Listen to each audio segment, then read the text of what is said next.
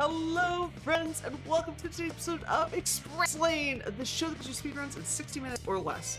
I'm host, Oscar424, occasional guest appearances by Galahad and Fran. They had a long week last week, so they are passed out right next to me. But they had a long week last week because they were at GDQ with me.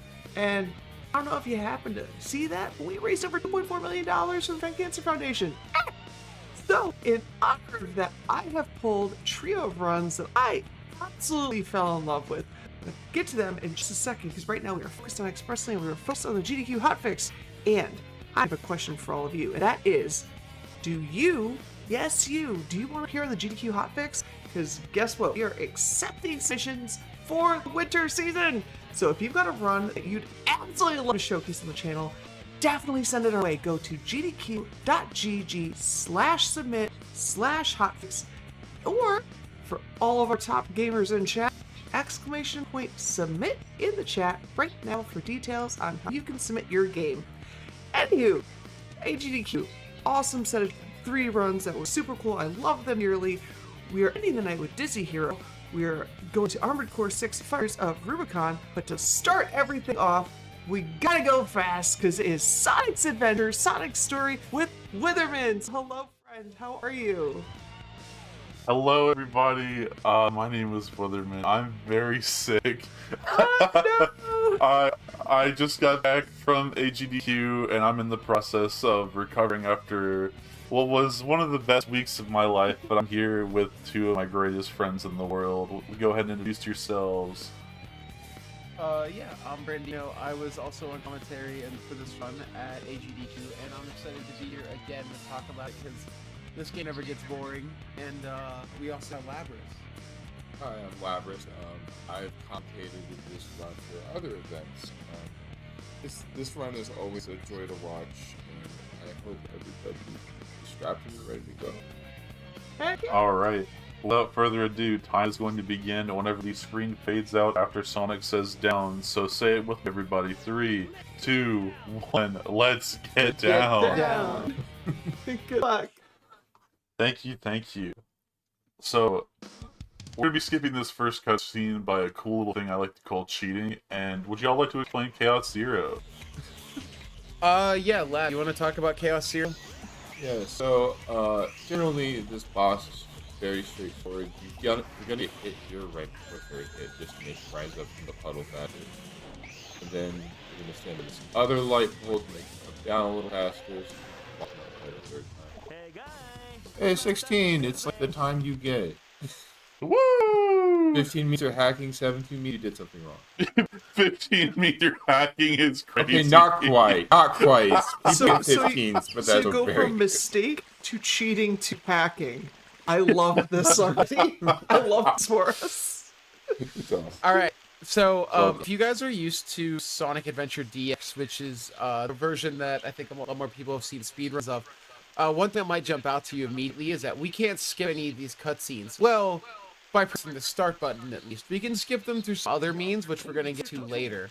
But for a while, we're going to have to definitely watch a lot more of these. But there are some pretty creative ways to get around cutscenes in this game once we get there. Not too many of these left in Sonic's story, mostly just these 2 right here in the start. We're going to let Sonic have a little bit of resting time here before kicking off the big day, because things are going to get really crazy for him really quickly, right as soon as Tails crashes down on that beach. Also, a nice benefit of seeing these cutscenes is that we get to see their amazing facial expressions, like this one. Oh, that's peak cinema. It never gets old. Never. It really never does. I can't imagine how many times I've seen this cutscene. It's funny every time. Why is the entire forehead moving instead of eyelids? It's 1998, baby. Oh, yeah. Same year as Ocarina of Time, which is just weird to think about. Yeah. So, Emerald Coast, one of the most impossible levels in the game, despite being the first one. It's really nice about that. What you're going to see them do is a bunch of spin dash chain. Faster. Oh yeah, the whale helps us out a little bit. the faster you are moving, the faster it takes your spin dash to fully charge. So after moving at a set speed, we can just unroll and recharge another spin dash to preserve our momentum. And an interesting thing about your movement too is that Sonic can like run on walls high speeds, and this is going to be an important mechanic later, but basically your position on these walls is maintained as long as you have enough speed, and that's what allows you to run on walls, and we're going to be abusing the movement mechanics later. And Withers did a little out of bounds skip on the water there that you could barely see because the Dreamcast texture on the water is so dark. Also quite nice. It also raises up if you die. So if you die, that trick gets a little bit easier just as a little prank. So, oh yeah, here you go. Solid Emerald Coast. That's a very difficult level to start the game. There are some tricky spin dash jumps and some really tight movement sections, which is just awesome because Sonic has this incredible reset loop of Chaos Zero in Emerald Coast, which can be tough for runners. Yeah, as Lad was talking about earlier, it's no joke. Emerald Coast is one of the hardest levels in Sonic's story because it requires a lot of really tricky jumps and a lot of tight movement. Mostly because it is designed as a tutorial stage, so getting around all those like dynamic set pieces and whatnot is really tough. The camera constantly fighting you. Oh yeah, Yeah, camera. So the camera in this version, which is the Japanese version of the Dreamcast game, is actually different from the camera that's in the US version of the Dreamcast game, which is really interesting. The game was kind of completely rebuilt from the ground up when they ported it over to English. So that's like I guess just like older game uniqueness that you get because of the age. But this is a bit of a different strat for the casino than you might have seen. It's already over, by the way. 20 seconds in. Yeah, no. That was actually 10 seconds in, because when you grab a Chaos Emerald, 10 seconds are added to the timer. Just, I guess, as a means to make it easier for you to come back and get the A rank, but no one exactly knows why it does that. Maybe just to beat your file time. Yeah. And there's some more tricks. So like a big part of Sonic's event, we were talking about the way that Sonic can kind of like run and walk on walls. When you have skew on the wall, and what I mean by skew is like, you know, Sonic is like slightly like on like incline or some kind of nearly 45-degree angle, right? You can get really powerful spin dash jumps that like go super far because you maintain your angle from the thing. And sometimes that means you're jumping nearly like 90 degrees upwards. It's super helpful. Oh, so we just skipped a cutscene. Yeah, you want to talk about that? Yeah, so the main way people have been skipping cutscenes this game is by hitting the trigger and then dying while the cutscene is playing. And since you're dead, it's like, let's... Oh yeah, you can do that one at home. Press the A button. What? That's a... If you've Boss ever normally wanted takes to, if you've ever cycles. wanted to speedrun a boss fight before in any game, boot up whatever copy of Sonic Adventure DX you got at home and just go to town on Egg Hornet. Yeah, That is a speedrun trick you can do at home. It's just like Yeah. the casual talk about a cutscene as Witherman absolutely destroys that boss. Oh, by the way. Yeah. It's very casual the way Sonic absolutely dumpsters him. So I don't have a Yeah. webcam. You can't see me because I'm not on stage. Sorry, you can go back in time and watch my previous round if you want to see me do this trick, actually. But I just swapped the memory cards while I was on the train in my controller to duplicate my save file. And I went and revisited that original save file here and did a soft reset exit. By soft resetting the console while exiting out of Casinopolis, that's going to store the location of Casinopolis' spawn point, and that is going to teleport me to inside of a kill plane when I re-enter the main story, which is now on the other VMU. So, all that jargon aside, basically, I just swapped memory cards to die instantly, like Eggman here, and that's going to let me skip some cutscenes in the Mystic Ruins. It's a Yeah. really cool trick that was found some time ago just because another runner, KD4, just kept... I'm pretty sure Katie just made a suggestion. What if you just use 2 VMUs to do this? So the conversation was, I have like a really strict mindset of what I think cheating is in speedrunning. Because I'm Always weird. good to start. Always good to start there. I don't use save states when I practice. I don't use practice tools or practice hacks because I'm a freak. and just like, I don't know, I don't like it. And so she was grilling me on us like, oh, is using 2 memory cards cheating? And something that just made my brain fire, and I'm like, no, it isn't. And so I went and experimented and found that Really cool because what's interesting is that a lot of these cutscene skips where you kill Sonic to skip the cutscene exist also in Sonic Frontiers, and the cutscene skips in this game, the cutscene skips in Frontiers were actually found around the same time, which I just think is funny. Like the newest Sonic game and one of the oldest Sonic games, working in tandem to do the exact same thing around the same time was really funny. yeah, absolutely no correlation there too. Like it's None. basically an identical trick, but the communities didn't even come together and think about it. Like it was completely independently solved by both communities at the exact same time. Just pure happenstance. Just very cool. People who run this game just happen across me running Frontiers, and they're like, "Oh wait, that's a Dreamcast cutscene skip." I'm like, "Yeah, I don't know how we both got here." Speaking of getting there, We glossed over it. Wither just completely skipped all of Woody Valley's second half, and that's again utilizing skewed spin dashing. So by getting on this not out of bounds ledge, but getting on this little floating island ledge that skews Sonic, and then spin dashing off, and then very meticulously avoiding some kill planes, we can fall all the way to the end of the level with speed that spin dash gives us. speed gravity is a really cool concept, and I think that's probably like the only time it comes up. But it's basically editing what direction you fall based on what slope you were last standing on. That's what I describe it. Skewed gravity is also used in Final Egg for the consistent setup that we use for the Final Egg capsule, because we will need to get skewed gravity off a really particular part of a slope to get an especially high spin dash jump. But other than that, yeah, it doesn't really come back. It's more of a universal mechanic to keep in mind, rather than to purposely exploit to that level. Yeah. So there was actually a question chat mentioned the English port kind of got reworked to ground up. Since the English port's different from the Japanese version, does that mean that there's a whole different pathing to the speedrun, or do both versions kind of compete against each other? So that's kind of a question for tomorrow more than anything else. This is a great time for me to answer this too, because the game just remembered Casinopolis, so a while.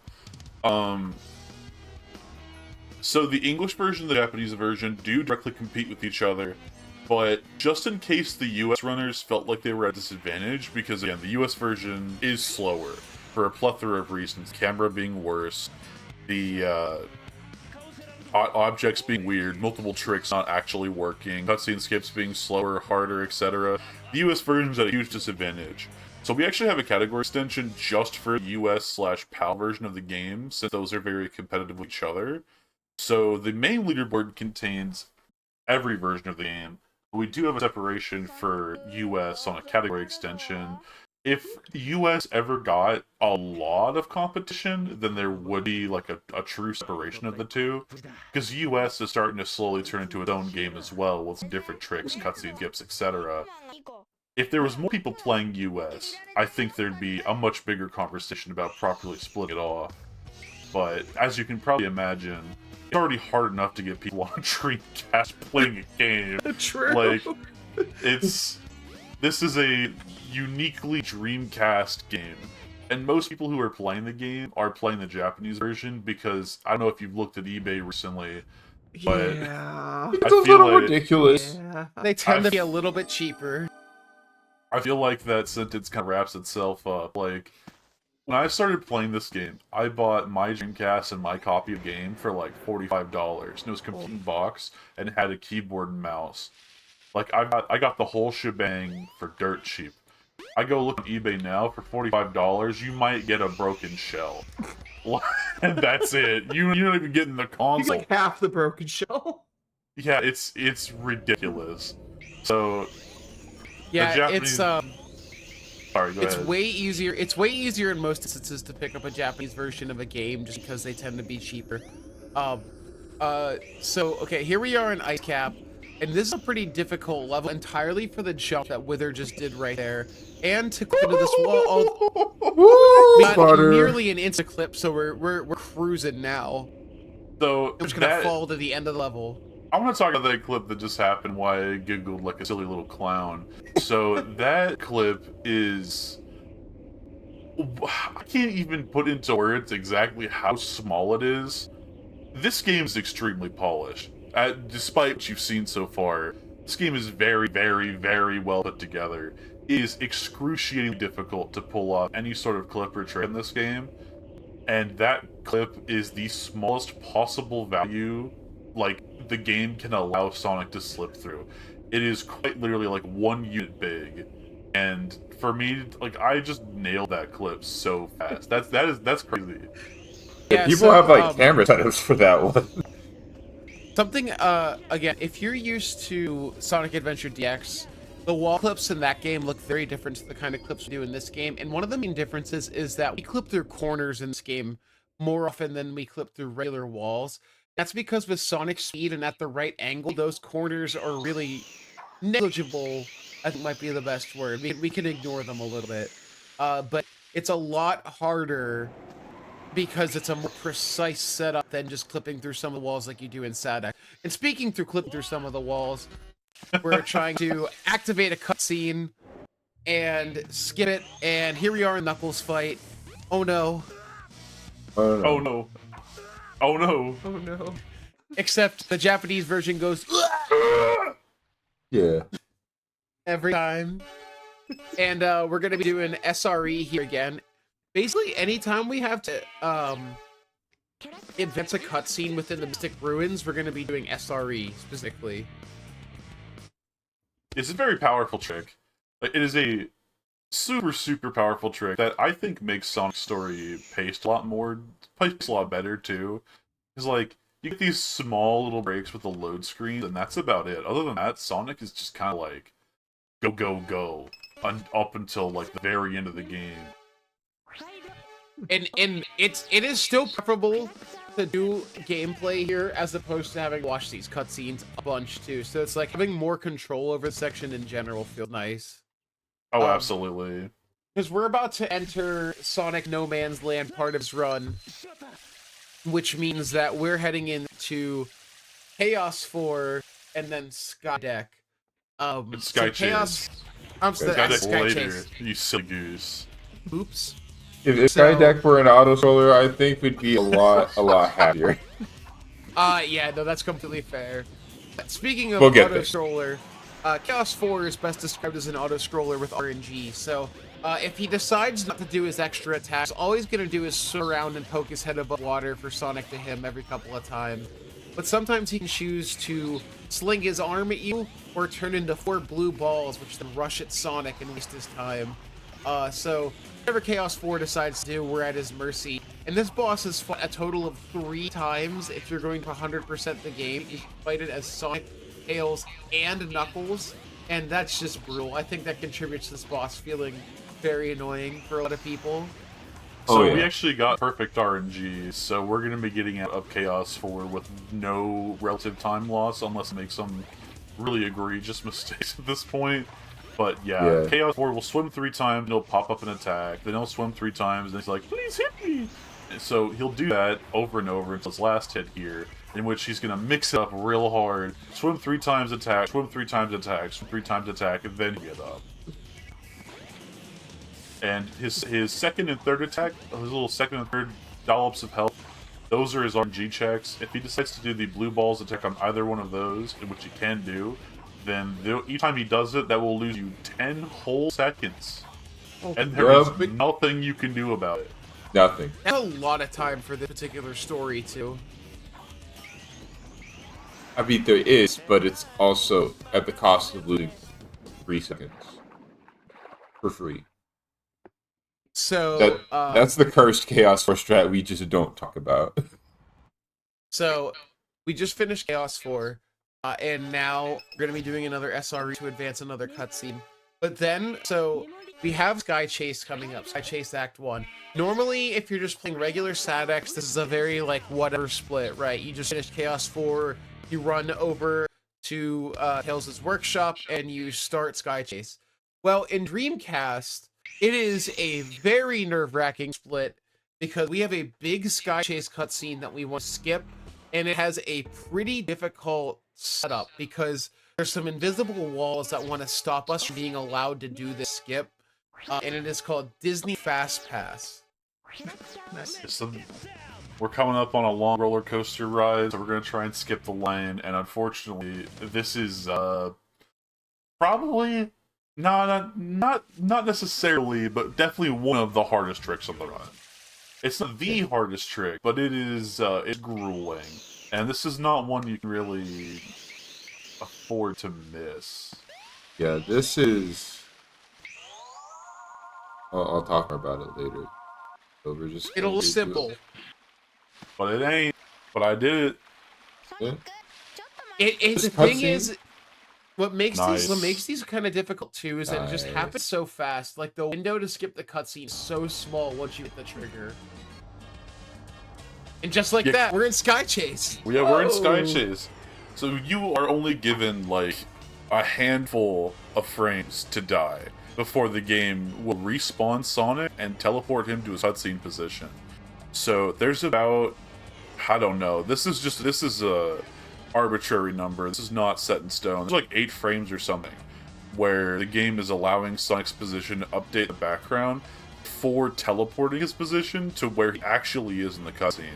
So if you aren't dead already, then you're going to be either getting respawned, having to watch the cutscene twice, or sitting through the entire length of the cutscene before the story allows you to progress. Sometimes, like the one we just watched, the cutscene is so unbelievably long that it's worth it to soft reset a console and just try the trick again.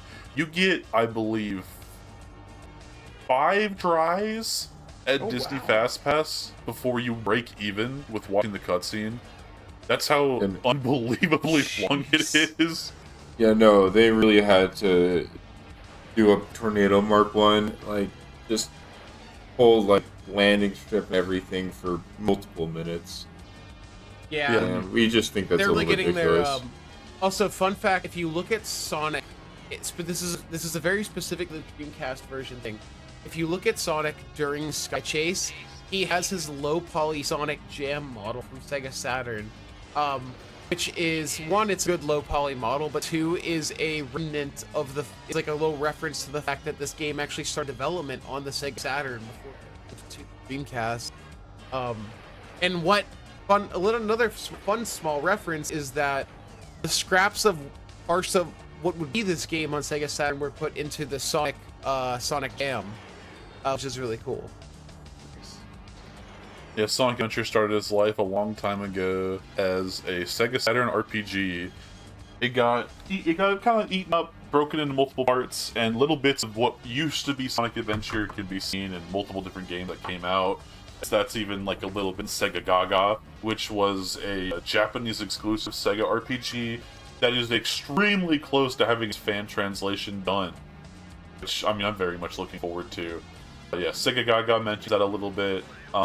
Sonic Jam itself has the first openish world 3 area, as well as Sonic's original Saturn model and whatnot. And it's just very cool to see. Also, like the soundtrack, there's multiple songs in this game from Sonic 3D Blast. You can see the development was kind of all over the place for what eventually became Sonic Adventure, kind of split off in multiple chunks. And something to even keep in mind time-wise is that there's only 2 years that separate 3D Blast in terms of release. 3D Blast is one of the later Sega Genesis games, 96, and this is out in 98. I believe Sonic 3D Blast came out after, like on Saturn, came out after Sonic Adventure. It did. In Japan? Sonic 3D in Japan specifically, 3D Blast came out in 1999, which was after Sonic Adventure, which is very silly. And Sonic has crash landed onto the Destiny Islands. I guess it's Kyrie right there. Yeah, something like that. I'm not going to be able to see Welcome to Twinkle Park. Yeah, I can't say that yet. We're not out of Twinkle Park, so we can't say the one. Don't worry, we're not doing another SRE. For some reason, you can just skip that cutscene by soft resetting. There's two cutscenes in the game you can soft reset and skip. The initial meeting Tails cutscene and the initial meeting Amy cutscene. The thing they both have in common is that they're unlocking a character. That is not the reason they're skippable. There's just a flag that's set there in advance. We really don't know why those cutscenes both ended up having that problem. Yeah, we know quite a... Okay, another cutscene skip here. We know quite a bit about SADX because we have a PC version that helps us, like, really get to know the game. But the adventure version, we're still kind of mystified at. So, like, yeah, I think we're still honestly understanding how this one works. It's just like, no, we haven't had as many dedicated people like we have in the last few years. So I think this game is really expanded. Also, welcome to the RNG hell that is Twinkle Park. Oh, yeah. Trying to... Oh, okay, I didn't know you back it up like that. You can't? That's the fun part. You don't. You know, I was trying to figure something out. I'm like, I don't have a lot of rings. We'll see if I can vault this. I could not, but that's okay. So, minor mistake detected. What makes Twinkle Park very difficult is, one, these monkey robots driving the cars are exceptionally brutal. They will always try to slam into you and ruin your day. And two, the rings that you get in this level are completely random in terms of what you get out of a ring box. And add that on top of the random monkey behavior, and you need a consistent amount of rings in order to have speed, because speed rings are acceleration for your cart here. So without enough speed, you can't make skips that Wither is trying to do, although they are easier on Dreamcast, partially because there's no kill planes. So we can just do this. There we go. Yeah, I was getting extremely unlucky there. That last time I died was because I was on the edge, and I got a really unfortunate down warp. Right as soon as I got off the edge, it just threw me straight down. If you drive off the edge with 15 rings, it works every single time. It should work with 12, but my positioning was just off because I was stuck trying to deal with a monkey driver. Okay, so these days. Lab, you want to talk about coaster skip? Yeah, we're supposed to get in a roller coaster, but as soon as you load into an act transition, you keep whatever state you had. So when we jumped down the hole, we were in ball form, and that allowed us to, as we're falling, homing attack away from the roller coaster and perform a couple spin dashes to not only traverse the pit, but also scale up the castle and finish Twinkle Park. Really cool stuff. Really cool. And the trick is much easier on Dreamcast because there's a good bit of loading that happens that lets you react a lot more easily. If you're playing this on like PC version, it still exists. It's just a lot more tight. With the PC version having insta loads, you need to be able to react like instantly to soft loading in, which can be tough. Alright, now we're heading into one of my favorite stages in the game, which is Speed Highway. So, Speed Highway is a great time to talk about what we call hover frames. So, whenever Sonic jumps in the air and you hold the A button, whenever he's like kind of hovering there, that's hover frames. So, hover frames are this little timer that ticks down whenever you're in the air to let you float. And we can abuse those in a way that Wither's about to show you. So by holding the A button off the ledge as we're spin dashing, we burn our hover frames in spin dash, which lets us spin dash higher for longer. So we can get over a big rail that's in our way and skip most of this stage as a result. And hover frames, you'll see, are all over the place whenever we're making big jumps. But now it's time to run down the hill, or run down the building, rather. A pretty large building. I feel like this should not be up to code. Like, no. How like the helicopter's flying that close? Yeah, what is happening here? Like how something's got to be going on. I am from not OSHA. Just Sonic. I am from OSHA, and I do not approve this. Can you imagine, like, what your daily commute to work must be like if you work on the top floor? You gotta come to work 2 hours early just to hit the elevator ride. Or like you come in the day after Sonic did all this crap, and then you see all the broken glass on the floor. I'm like, what? God forbid there's a fire. Also, in the Sonic Generations variation of the stage, you get chased by a bunch of like police cruisers, and then they all crash into the ground after Sonic. So it's like Imagine that too, just like all this debris everywhere. I'm gonna But be that was- late. That was speed. That's pretty. Imagine you need to get to work and Sonic hits your car like he does in Sonic Adventure 2 going down.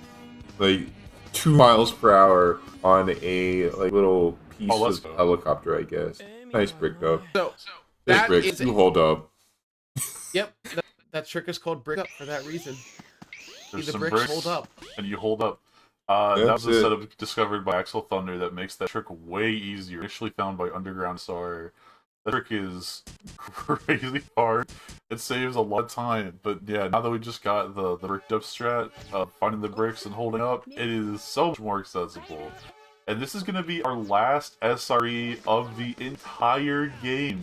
And that also means that this is the last time I'll get my lives refilled. Every single time you exit back out by soft resetting, your life counter is set back to 4. This is the last time I'll have my lives refilled. Oh, that it really does come into play because every time you do a death cutscene skip, you lose a life. Some games like 6 do not function with the life counter in hub worlds, but this one does. Yeah, doesn't matter where you are, whether you're at an action stage or you're in a hub world. If you die, you lose that life, and we need to use our lives like currency throughout the game to be able to do all these cutscene skips. That also means that checkpoints kind of just don't matter, because if we lose a life in a level, normally that's really, really bad. It's kind of the last time in the run we're allowed to die in a stage, and it's like not the worst thing in the world. So we're gonna be heading into Red Mountain here. So something I don't think we've talked about enough is this game's camera and how it differs from SADX. And the big difference is that this game has one camera, auto cam, and exactly what it sounds like. It's an automatic camera. It decides the angles for you, and you have a lot less control over it. Whereas in regular SADX, you have free cam, which allows you to have more control over the camera.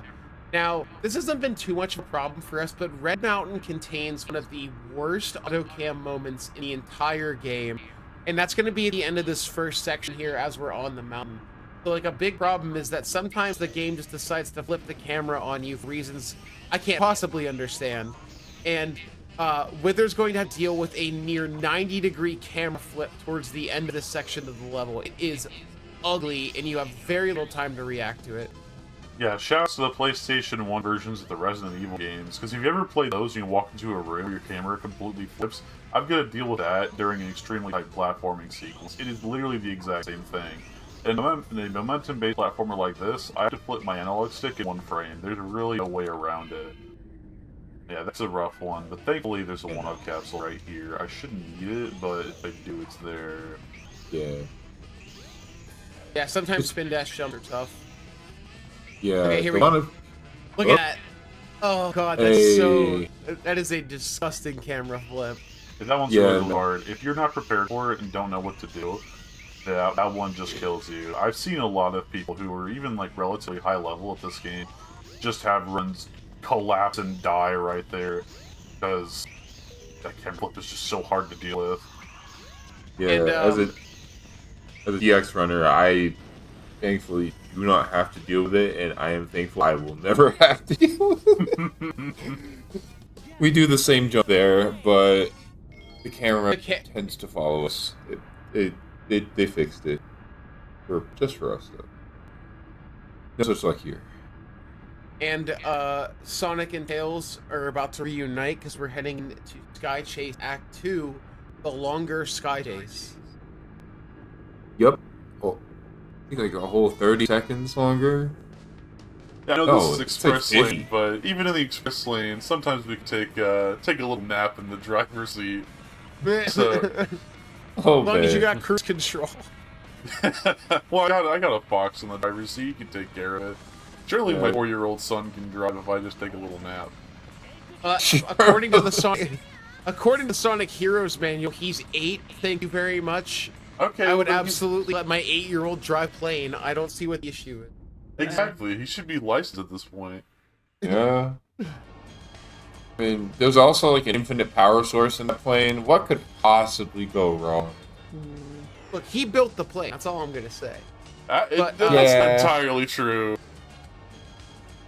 So this is Sky Chase, much like the last one. We just want to avoid getting hit by the planes. It's a really simple level. And a thing that trips up a lot of runners about this game is that if you want to run Sonic or Tails, you have to do both Sky Chases, which can be, especially for Tails, a bit more of a grueling thing because Tails has way less stuff in between Sky Chase 1 and 2, so his run really feels like a lot of very, I don't know, very auto-scroller segments mashed together in between some really cool bits of movement. Yeah. Tails, most of his gameplay is thankfully before Sky Chase 1, but you have Sky Chase 1 into Sandhill, which takes about 40 seconds-ish, and then you are immediately dumped out into a teeny bit of hover movement into Sky Chase 2, which are the same length as Sonic's over here, so, So I actually just had a moment to check the chat and look for a question, just because, you know, I've got nothing else going on. Yeah. Someone in specific had asked why the DX and Dreamcast clips are so different.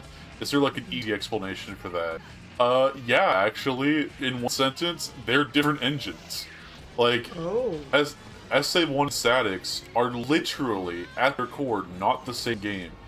So, Sonic Adventure DX is built on top of the groundwork and framework of Sonic Adventure 2 Battle, which came out first.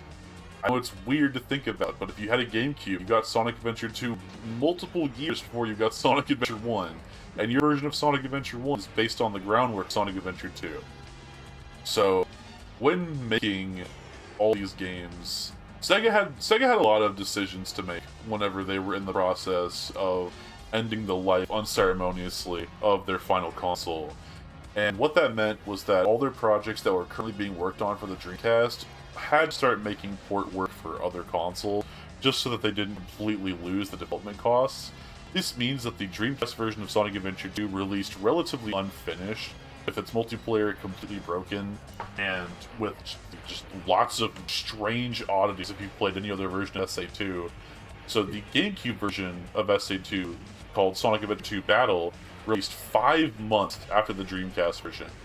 And it effectively, rather than being a port job, is more of just like a finished product compared to the original. Sonic Adventure DX, I would not necessarily consider to be a port. It's more of a ground-up remake of Sonic Adventure in the SA2 framework. yeah, that does feel Yeah. like what it is. Something that other people might notice, especially when you look at DX versus this game, is the graphical differences. There's a very specific lighting engine that the Dreamcast is able to reproduce in this game that was not able to be reproduced in any other version of it. So, like, when you're looking at Dreamcast, you are kind of seeing, like, the original artistic intent of a lot of the textures and lighting, because a lot of it did not really translate to SatX because of the differences in engine when they finally moved over. And yeah, Sonic Adventure DX, they made quite a few art style changes as well that are a little controversial these days, but at the time made sense.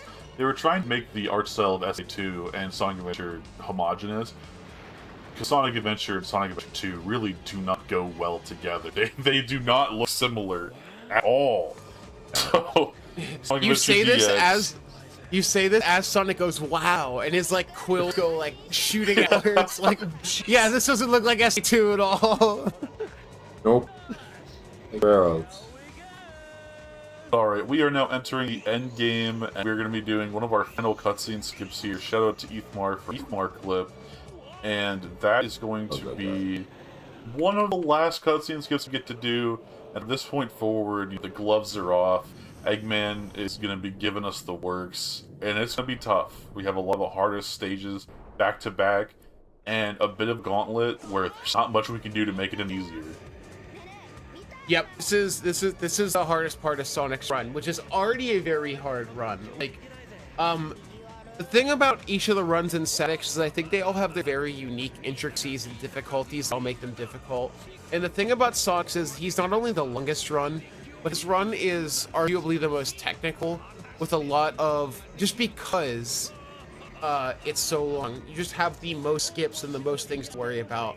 And the back half of this run especially is just non-stop difficult movement and skips. Yeah, when you're playing it in Sonic Adventure, it's even worse because you have to deal with all the cutscene skips and life management and the additional technical things that come from it. I think Sonic Adventure and lag reduction. Even like lag? Lag reduction and camera management is a huge part of this game too. There's such a laundry list of things to keep in mind when playing this game at top level that it's just impossible to completely articulate the intricacies of what exactly I'm doing. But it's a very hard game. Then you get really cool moments like this where like movement matches SADX almost to a T, and the games kind of like line up in a very beautiful way, which I think is really cool. Yeah. What's cool, as somebody who likes to play games, I like to play games that have different versions or maybe unusual ports. So I always love to see little differences like that and where the game went, oh, that was so clean! What? Spin dash through those guys is so hard. You have to be approaching them at just the right angle. To not get hit there is, oh, that is chef's kiss. Yeah, if you're too far into the enemy, you just get hit. If you're too far into the wall, you just unball and then you get hit. So there's a careful balancing act there. All right, and now we've got some RNG to contend with if we're a little too slow, which we may... yeah. Yep. Okay, so this cannon, you can jump and hit that rocket that we were at very quickly to end this cannon sequence prematurely. But because we were just a tad too slow on our movement, we had to approach a different one. And God, this level goes by so fast; it's hard to keep up with it all. But also, Wither spin dashed into the act transition to Act 2 to Act 3, which kept Sonic in the air and allowed Wither to skip like going down in a lower section. And then, as I was explaining that, Wither finished the level by doing a skewed spin dash jump with weird gravity onto the part of the level that actually contains the capsule. What a dense stage. Just yeah, geez. And there's just to explain as well, if you notice me like taking a little bit of extra time not grabbing the rocket before the can finished firing, that's because, as Brandina was mentioning, we get to maintain our momentum and our positioning between acts. Unfortunately, the rocket doesn't. But Sonic will still be in the state like he's holding the rocket, which means he has to find one whenever we teleport into the new act. What this all means is that if I'm holding the rocket, like, okay, if I shoot the rocket too early, I will take knockback from the cannon. That will guarantee that Sonic's at the perfect position to re-grab the rocket again. There is nothing I can do to prevent that, and I will be holding the rocket whenever we transition to the next act. When doing that, that will teleport me to the origin point of the world at 0-0 and kill me instantly, because there are no rockets in that act. So I just can't find one, so it just kills me. So, to prevent an extreme funny time loss, I have to sit there and wait a little bit. Yeah, this is oh, go ahead. No, it was more of a real questions being asked, and by real I mean just why is Sonic's shoes green? Oh, okay. So that is that's my color. The color that I use to represent like a lot of stuff I do, seafoam green. As you can see, that's me right there, actually in game. There I am, right there. I'm gonna get to meet my best friend in the world, Sonic the Hedgehog. I hope it goes well. I heard he's very nice. Ow. But the short answer is that we're just playing on a file that'll change the colors on. Love it. Yeah, that's all it is. In the 1998 community, the 1998 community, we just allow small changes for like clothes, whatnot, long as they're solid color. Nothing allows any sort of like texture setups or whatnot. Just because it's neat, it adds a little bit of runner personality. Amy's dress right there. Yeah, we have got Amy. Like, it's awesome. It's just cool. Works. It looked great on her, but it's just a thing. Like, it's just a small little thing that we do for fun. I love it. We got heavily inspired by the Shadow the Hedgehog SX speedrun community, because they allow full customization of Shadow's fur and quill colors. So I've seen lots of very fruity looking Shadows And all of us in the Dreamcast community were like, we want to be a little fruity too. So we made a vote on it, and it's just something we do now because it's very cool. You don't have. Love it. Yeah. And so we've got after this cutscene, we've got a pretty cool skip here, but it's kind of difficult. So this is called Captain Quarters Clip. So Wither wants to do a spin dash jump to the top of this little structure right here, and then clip into Eggman's captain's room. But there's this weird quirk on Dreamcast where by standing in this corner, Sonic spins around in place, which Wither can show you when they land in like the corner there. So that makes this clip harder because you have to time it to Sonic actually spinning around in a circle. So what I mean is this. He's just showing. Next time you go for a pee grind, Easy. make sure you do so while sick. Yeah, Because no you are kidding. rocking this run. Sick Yeah. more ways than one right now. No. I guess when I said I'm sick, I didn't quite know what I meant when I started. Yeah, dude, this run's going better than the one on main stage. That's ridiculous. That run was fantastic. Well, we still got some run to go, so let's That's not curse true. ourselves just yet. But we're heading fair. in here to Chaos X. So this is another boss that's fought by several people. And I guess in sequential order, Sonic is the first person who fights it, like, in the story. Because the ship gets slowly more destroyed over the course of each fight. But we're going to be utilizing the Ancient Light that we got to do extra damage to Chaos X here. And there's a neat little quirk about the battle on Dreamcast that Wither's going to show off. Oh, and there's Big the Cat. He's just here. Yeah, this is his boss. Singular. You yoink Frog out of the blob. Pretty awesome. Yeah, there's. So most people, you know, when they like get hyped up and they do something sick, they got that dog in them. Not Chaos. He's got that frog in him. Got that frog in him. The joke's been on us the whole time. The frog's the true villain of the Sonic universe. And if anybody's wondering, we can't actually skip the cutscene because the Chaos 6 arena is another map away from the one that we actually spawn in on. So that means that like when we try to do the death cutscene, we just get warped elsewhere and it doesn't matter. Would y'all like to see more of that map? Yeah, so on Dreamcast, you can utilize the dev cam. What? What? Hold on. Gotta actually play the game for a second. Alright, there we go. Let's see how much of this I can get to. Oh, that's so much! We're coming all the way out. So after you do the light speed dash attack on Chaos X, the camera completely unlocks and gives you access to the developer camera. Why? I don't know, but it does. And so I like to zoom out a little bit so I can see where Eggman is, so I have a better chance of getting the freezy quickly. But you can also Wait, just hang have fun. on. We've got an excellent line of dialogue. Yo, Knuckles! I'm sorry to interrupt you, but I had to make sure we heard Yo Knuckles. That's fair. Oh, I get it. Totally valid. That's what's up. That's the best line in the entire game. And we get to this cutscene in the game. This one's so cool we see it 3 times. Look how cool this jump is. Like, get him. I don't know what Sonic was planning on, because he jumps off at an extremely high altitude, just kind of into the ground, but I guess he knows that he's squishy because he can just bounce back up. Yeah. Plot armor, am I right? Sonic's just kind of like a weird blue Labubu, so he can just bounce off the ground.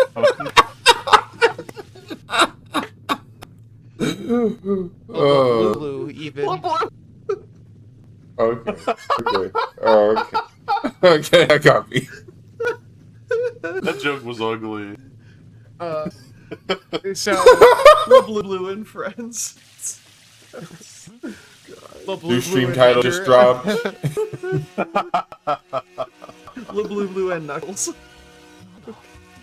Yeah. So, Blue is gonna head into what is one of the most difficult levels in the game. Sorry. This is Lost World, not Lost World for Wii U, not Lost World for 3DS, but Lost World for the Sega Dreamcast. And this is, I don't know, would you consider this the hardest level in the run? I mean, At least It's in dead. intention, surely. yeah, I would say it's probably the hardest level in the run. It's got the most going on, and it's definitely the place. Yeah. It's the hardest. Yeah, these fires are random. Sorry. And so everybody remembers this giant snake section as a kid. This all took us hours, right? Well, we're already at the top of it, and we're gonna raise the water level. And there's the door to the next section. What? So we're Oh no. already going past What it. should we do? Oh no. Okay. We don't have to solve the puzzle. This is where things get. Oh my god. I'm sick. Don't worry. Okay, so this is where things Sure. get tough. This mirror maze room is extremely dark, and we're landing on very small platforms. But luckily, after a certain point, we actually spin dash over the trigger that would cause this room to be really dark. And now we're doing waterfall flip to sink all the way to the bottom and skip the normal like falling down the big waterfall. And we're gonna be going for a really tough skip here that we have to worry about because this boulder has extreme rubber banding. And okay, here we go. Let's go. Oh my god. Oh. Okay. Oh, it's okay. The It's bush okay. wall. It's okay. The bush wall. It's fine. You know what? Excellent save. We didn't die. Barely lost the time. So there was attempting to do low skip. Oh, we get to Broby Deluxe. Awesome. We're just gonna slope jump up this slope and then Nice. just. Oh, that's so sick. Oh, it wasn't there! What?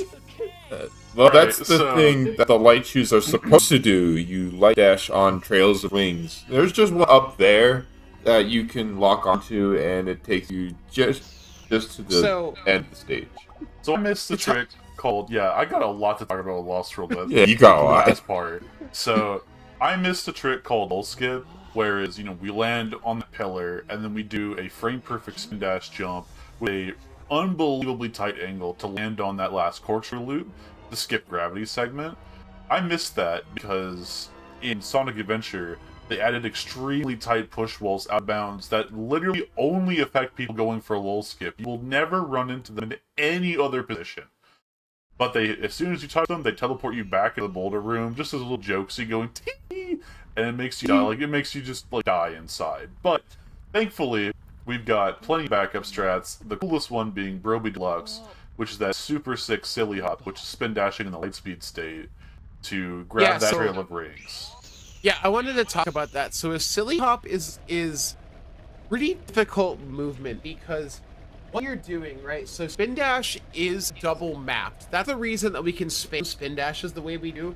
Because imagine that Wither is essentially using the fingers to go from like BX, BX, BX, BX repeatedly, right? So you have B and X as spin dash buttons. That means that one of those buttons can be used to charge and hold your lightspeed dash, which is what makes Sonic so crystally, so you can dash into the rings. And then you have to hold lightspeed dash with one finger, and then with your with like the rest of your hand, you need to charge another spin dash jump with like your two other fingers while still holding on to the lightspeed dash. That's actually some pretty difficult movement to achieve. So yeah, I just want to point that out. Like, that's a extremely strange quirk. I don't think under any circumstances the devs of this game were expecting you to hold lightspeed dash and then do another spin dash on top of that. Oh, absolutely. But you absolutely can. Yeah, you totally Okay. can. We barely ever use it. And also, it is manual, but it is frame perfect. So, every time we do one of those, it's a frame perfect. Not that we do it very often. We're going to be doing it again real soon. So, here we go. This is the crown jewel of Dreamcast, in my opinion, is what we're about to see. It's this level, completely different in this version, and that's because they left a capsule out of bounds right at the beginning of this level, and so we're going to be utilizing that same silly hop strat a very dangerous way in order to complete this level as fast as we can. The Wither's going to charge a lightspeed dash and do a silly hop on the slope, and we're just going to watch it happen.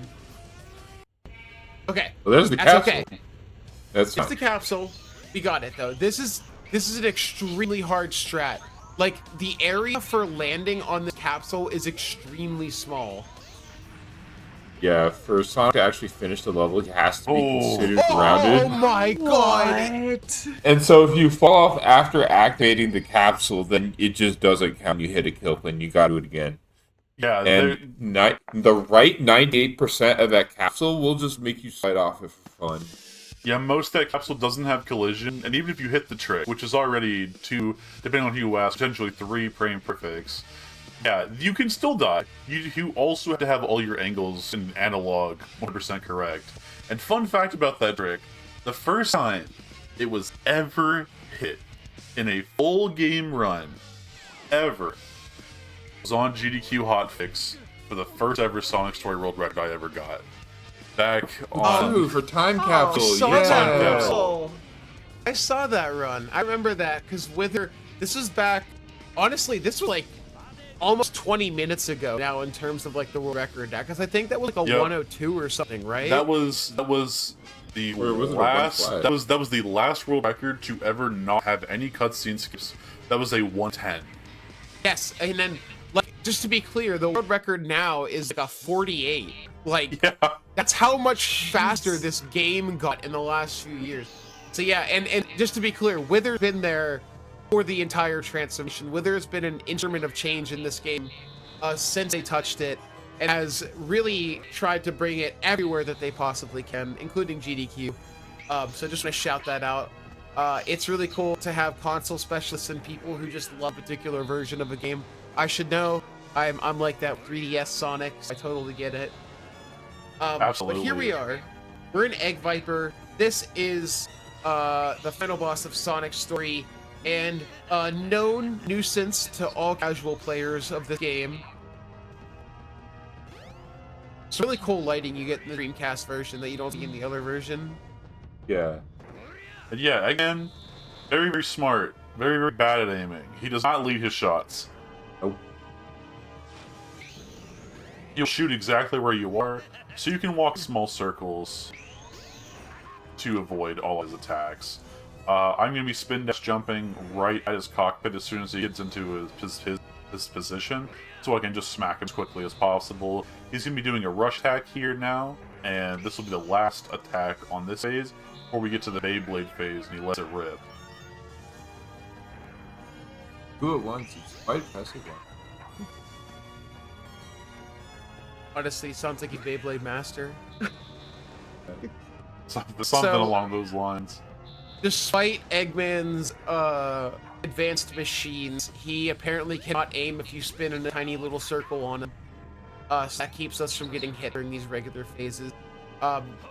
Sonic is just faster than he can aim, and so you can easily pass up the spot the game aimed at very quickly. And you'll notice that Eggman destroys more and more platforms as we go here. One more hit left, but that won't be time. Time will come up after the hit. But hang on, we gotta get this last one in. Time will be coming up soon, though. Alright. You gotta watch out, because he's up to something. Yeah, time will be when the in-game timer stops after Eggman explodes into a fiery volcano. Spoilers. Spoilers. Spoiler alert for this thing that's gonna happen in 2 seconds. And time. GG. Woohoo! Oh my lord, that was a 55. Wow. That's a new fastest marathon run if I think correctly. My last one only lasted for a couple days. My last marathon PB was on Monday. Yeah, on screen we have a 55:50. Yeah, that's excellent. I think that is slightly faster than the run that was at GDQ, if I remember correctly. Sorry, everybody. You had to wait a couple days. But, yeah, that's Sonic Adventure for the Sega Dreamcast Sonic story. Wither, you got some shout-outs you'd like to give? Yeah, sure. I got some fast ones to fire off. Shoutouts to my girlfriend, 84. Really sad she got super sick. She was on my couch at GDQ. Both of us ended up catching something a little nasty, so I'm going to be going straight to bed right after this. But, you know, shouts to everybody as well who continue to support this game. Shouts to everyone who's helped me get this on stage anywhere. to the Hotfix hosts that continually giving me a chance with this relatively obscure and frankly weirdly long version of the game, and allowed me to show just how far the community's been pushing it. Shouts to Squeefy, who's been our reverse engineer team and figuring everything out value by value, the hard way, the long way, going through the game as with the very limited tools that are available to get us to the point that we are.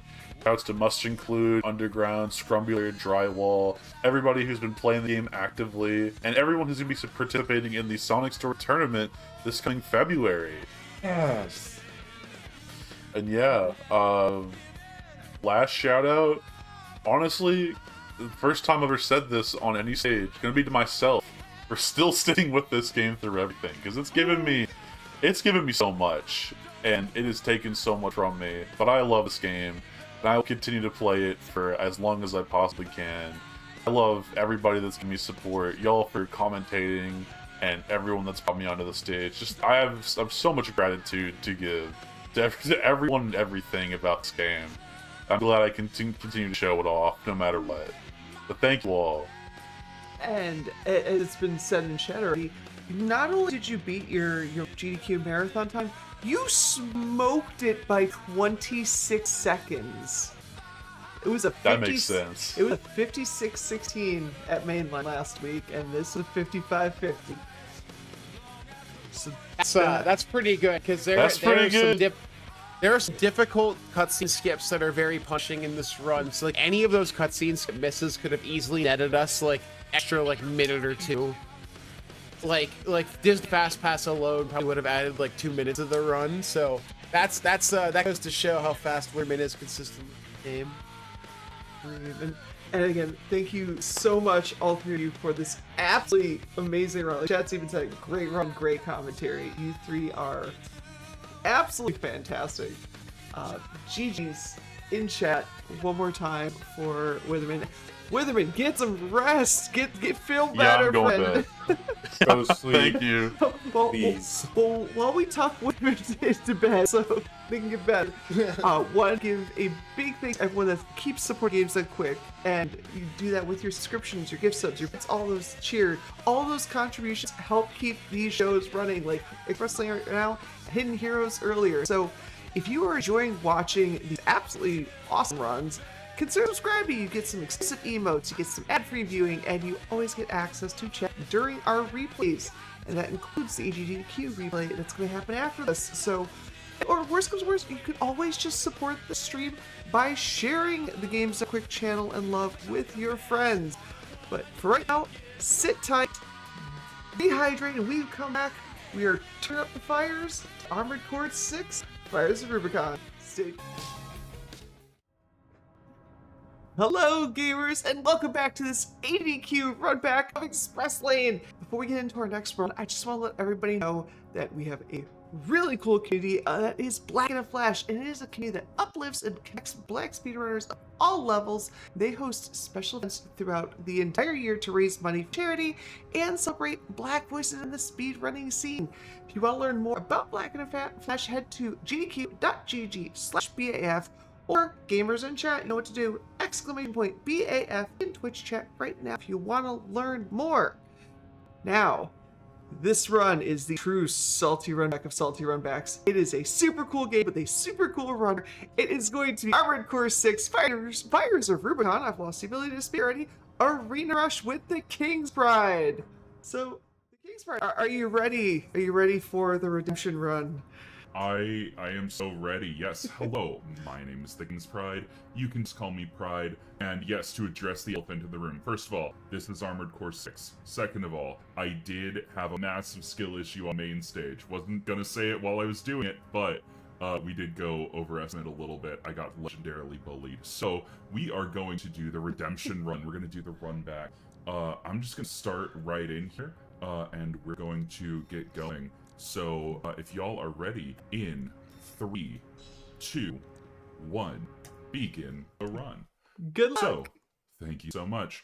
Armored Core 6, this is a mech combat game. It is going to be mech versus mech. You may be asking yourself, hey, Mr. Fook Monster, that is, by the way, the Arkansan Sasquatch, what is Armored Core? What is Arena Rush? I almost said the name of the game. We know what Armored Core 6 is. It's a fantastic game. What is Arena Rush? So Arena Rush is a concept that I came up with myself, where basically we are going to be going through the entirety of the arena in this game. I'm way too close to him, and my bullets were just whipping past Spotty. Great start, folks. But we're going to be going through the entire arena in the game, where you can fight all of the NPCs and all of their varied mechs. And we have just defeated the invincible Rummy here in the machine Mad Stomp. So we are going to be taking Mad Stomp into our next fight. Somebody in YouTube comments brought up that it is similar to a concept that it's in rally racing, I believe. They called it playing for slips, where basically we beat somebody, we're going to take their machine, we get to take it to the next thing over and over again. I promise you it will make sense as we keep going. But we just beat Rummy, we load up Index Dunham, we're going to go into our AC data menu here, and we're loading up Mad Stomp. There we are. So yeah, pretty simple. Beat somebody, take it to the next fight. Just that simple, folks. Now, I have done this game 4 times in the last month. I did it for Hotfix to lead into FPE. I did FPE. Shoutouts to FPE, by the way. Love the folks over there. I did it for, obviously, GDQ. And this is our 4th in about a month. So, I'm starting to run out of things to talk about with this game. But we're gonna figure it out. So basically, what we are going to be doing, you can see that above our enemy's health bar here, there's a yellow bar. That is going to be their stagger meter. So our basic goal in combat is going to be to fill up that stagger meter by most any means possible, and then hit them with a weapon that is going to follow up on it real good, like that chainsaw there. Pretty simple little combat loop. The problem is most of these builds are, I don't want to say bad per se. They're a little story driven. Let's call it story driven. I genuinely love so this is, for those who do not know, a FromSoft game. It is made by the folks who made Dark Souls, Demon Souls, Elden Ring, Bloodborne, all of those great games. And what FromSoft does, I absolutely love more than anything, is telling a story through gameplay. So a lot of these machines tell you the story of the person who pilots them, because the mecha genre at its core is about being human. Like the robots are really just the trappings of telling the tale of the human condition. So every single machine that we are in tells us a story about the person who uses it. There's also little bios of the people in this arena mode right before we load them up. So for instance, this guy, Index Dunham, that we are playing as right now, he was a miner, M-I-N-R, before the Fires of Rubicon, which was or the Fires of Ibis, sorry, which was the inciting incident of the game. Basically, the whole world ended because it's like if the spice from Dune was extremely explosive. Oh, God. It might be. I haven't read Dune. But basically, the institute that was researching it, the coral, as they call it, started growing out of control, and they burned all, and then now we're stuck with a dead planet, as you can see here. Very, of course, post-apocalyptic, like most FromSoft games. But Dunham's machine here, as we wrap up this fight, you can see that it is very, like, blocky, very industrial, and that kind of tells the story of this, like, mining equipment that is repurposed. So, like, all of the builds in this game, like, beyond just being mechanically kind of, interesting, are, like, story-wise very interesting. Love that.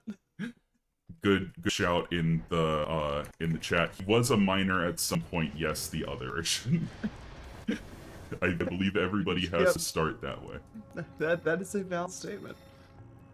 But we're going to be moving right along here. So we're loading up Hermit here, which is the machine of Gun 6 Red. So the red guns, red of the red guns, because this guy is the most inventive man on Rubicon. Red guns are a military force led by one of the corporations that is trying to plunder the coral. The coral is basically, like I mentioned, it's like the spice from from Dune. It's like if the internet was extremely flammable. You can run a machine on it for hundreds of years, and also it's extremely good at processing data. And also, it might be people, but we don't need to worry about that until Act 2. But the red guns here actually use, as you can see, red guns. Shoutouts to the back couch during my run, completely spoiling that planned joke of, why do you think they're called the red guns? And somebody yelled, their guns are blue, and I was like, shut up, we're not there yet. Yeah, so the red guns use a lot of conventional arms, and I'm not even through with my explanation. Folks, it's just that simple. Whenever you're not on main stage GDQ, things tend to go faster. Oh, absolutely. I don't know what to tell you. You don't have the pressures on you. We're doing pretty good with redemption so far. Nice. Little peek behind the hood here. If we finish one of these, and this little timer down here is below 1 minute, we are on pace. Nice. Yes.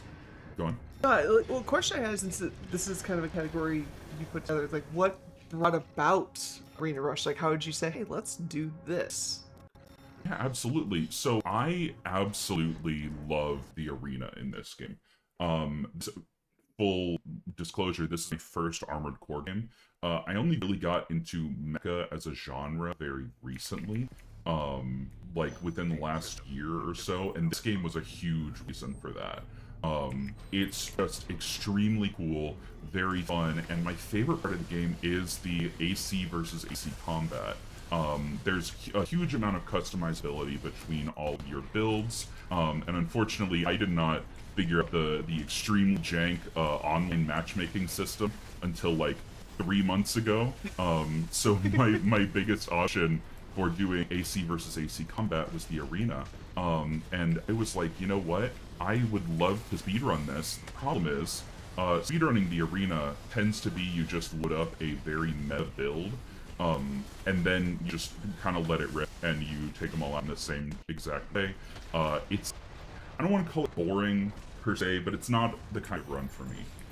So I decided, why not do something a little fun? And I was thinking actually about, I was not a Call of Duty person growing up, but I did play Call of Duty with my friends when I went to like birthday parties and stuff, and I love gun game, where every time that you kill somebody, your gun like levels up, yes. and you have to go through the stages. So I was a little inspired by gun game, and I was like, what if we just like basically we changed our build in a predictable manner through every single fight in the whole game.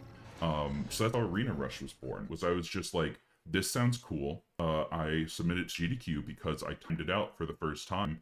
I had been labbing for a little while. It came in just under an hour. Oh, So I I was love like, that. yeah, I was like, this is like the perfect like GDQ run.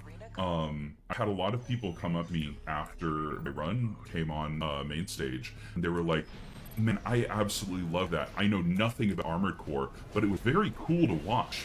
And I was like, yeah, it's a very flash game if you are not familiar with it. So it's like, if you know nothing about the game, it's very flashy and fun to see. If you know a bit about the game, then it's like, oh, this is a cool like concept for a category. Like, I want to try this out. And if you know a lot about the game, you can see how poorly I'm doing, which is its own kind of fun. Its own. But yeah, it like basically, I didn't necessarily want to be the weird categories guy, but a story that I tell every run that I do is, I was at a GDQ one time, and the great Ben Stevens, Zelda runner, was in just a talking circle with me, and he just goes, hey, speedrunning should be fun. And I was like, this might be the most profound thing I've ever heard anybody say. It's a hobby. Why not have fun with it? So, I'm always like, if you just want to like do something, and you want to do it like kind of fast, then just go for it, right? So yeah, that's where I am. Like, there's a leaderboard for this category, much to the chagrin of my commentator from main stage. She does this category and also wants there to be a leaderboard. It's really just like a get out there and do it kind of attitude about speedrunning, which has kind of gotten me this far. Oh, I love that. Yeah, I also with so my first Speed game that I started learning at SGDQ 2022 was Hyrule Warriors Age of Calamity, and that game, the main category that I was doing was New Game Plus. And in the New Game Plus speedrun, we go through the entirety of the entirety of the game, including the Divine Beast battles, which are cool and awesome, and absolutely love them. They are also giant robots, and they're also mostly auto-scrollers, and really boring. So like I started pretty early with the making up my categories. If I'm like, this is New Game Plus, no Divine Beasts. As a New Game Plus, we can just kind of skip them. There's no reason not to. So yeah, that's kind of like a lot of the backstory of this run itself is just like I had an idea and I pursued said idea because it was really neat. People like, So- and plus like, this is a game that like you would automatically think, oh, this is a speedrun game, which like drew me to a lot of my games, but especially Armored Core. Like it's just, it's so unique in that you don't like see as many people speedrunning it and see a unique category within that unique setting. Like I say to Pride beforehand, it's like, yeah, I saw this on the schedule. I was like, oh, this is gonna be awesome. I need to watch this. Yeah, and I've heard that so many times that like through the last week, it's just people like, dude, I'm so looking forward to this category. I believe, who was it that said, oh, it's Brian Otto. It was like, dude, this category's gas. And I was like, I, frankly, as the creator of the category, have to agree. It's a ton of fun. Also, Redemption number 1, I died this guy like 3 times on the stage. Took my time with it because I didn't want to die at the end, but not dying is faster than dying. So, hey, Redemption point number 1. There are 2 more that I'll call out as we get there. But we got through the first check of UAU, so we are just headed into Wuhai now. Speaking of builds that are interesting, Wuhai is a much more minor character in the game. He shows up fairly late game on your first cycle, and you can gather a couple of things about him. He's a member of the Red Guns, but he doesn't like really believe in their like vision at all, which is kind of a lot of the Red Guns. But he's the money man, so he is a traitor. He changes sides at one point during the at one point during the story. And the funny part about that is there's no part of his build that says that. Like, this man has tetrapod legs, which are cool. Why does he have a tetrapod? I could not tell you. Like, none of his build requires these legs. It's so funky. And that's part of why I love this category, is because we get to just try out a bunch of funky builds. Love it. Now, why is it that some fights take place in like what looks like almost like a training setting, and some take place on the field? That's a great question that I really wish I had a clean answer to. So the entirety of the arena takes place in a simulation. Okay. It's all simulated data that is pumped through Allmind, which is the mercenary mainframe AI. And she is simulating all of the data of every competent pilot on Rubicon, definitely not for nefarious purposes. Of course Don't not. look at Ending 3, she definitely doesn't do some really sus things. But yeah, so several of the settings are meant to be like sort of like emblematic of the character. Like Sula, for instance, is fought on the map that is Watchpoint Alpha, I believe is that Watchpoint. But it's a boss arena for the boss that you fight directly after Sula. So like that one makes sense. Like Cinder Carla, you fight in the boss arena for the RAD, the sweeper mech. That one makes sense. The rest of them, they needed a place, and they found a place. One thing that... Oh, go on. Oh no, I was just gonna say, yeah, that works. It just works. It kind of took the Todd Howard approach. One thing that I did not mention very much on my main state appearance, though, is these expansion slots I have in my bottom left corner. Well, now you can't see it, so I guess I don't have... There we go. Bottom left, you see expansion is blinking red. So there are 4 different types of expansions in this game. We do see all 4 in the arena itself. Several of them have more appearances than others. So there is assault armor, which is where we have a big explosion, and if we have an enemy right up next to us, it is an insta-stagger. It is a lot shorter range than it appears, though, so it does a good amount of stagger and a good amount of damage, but the fall-off is pretty extreme. Then there is pulse armor, which is a small shield around you. It buys you out, I'd say, 5 seconds of not really invincibility, but just protection.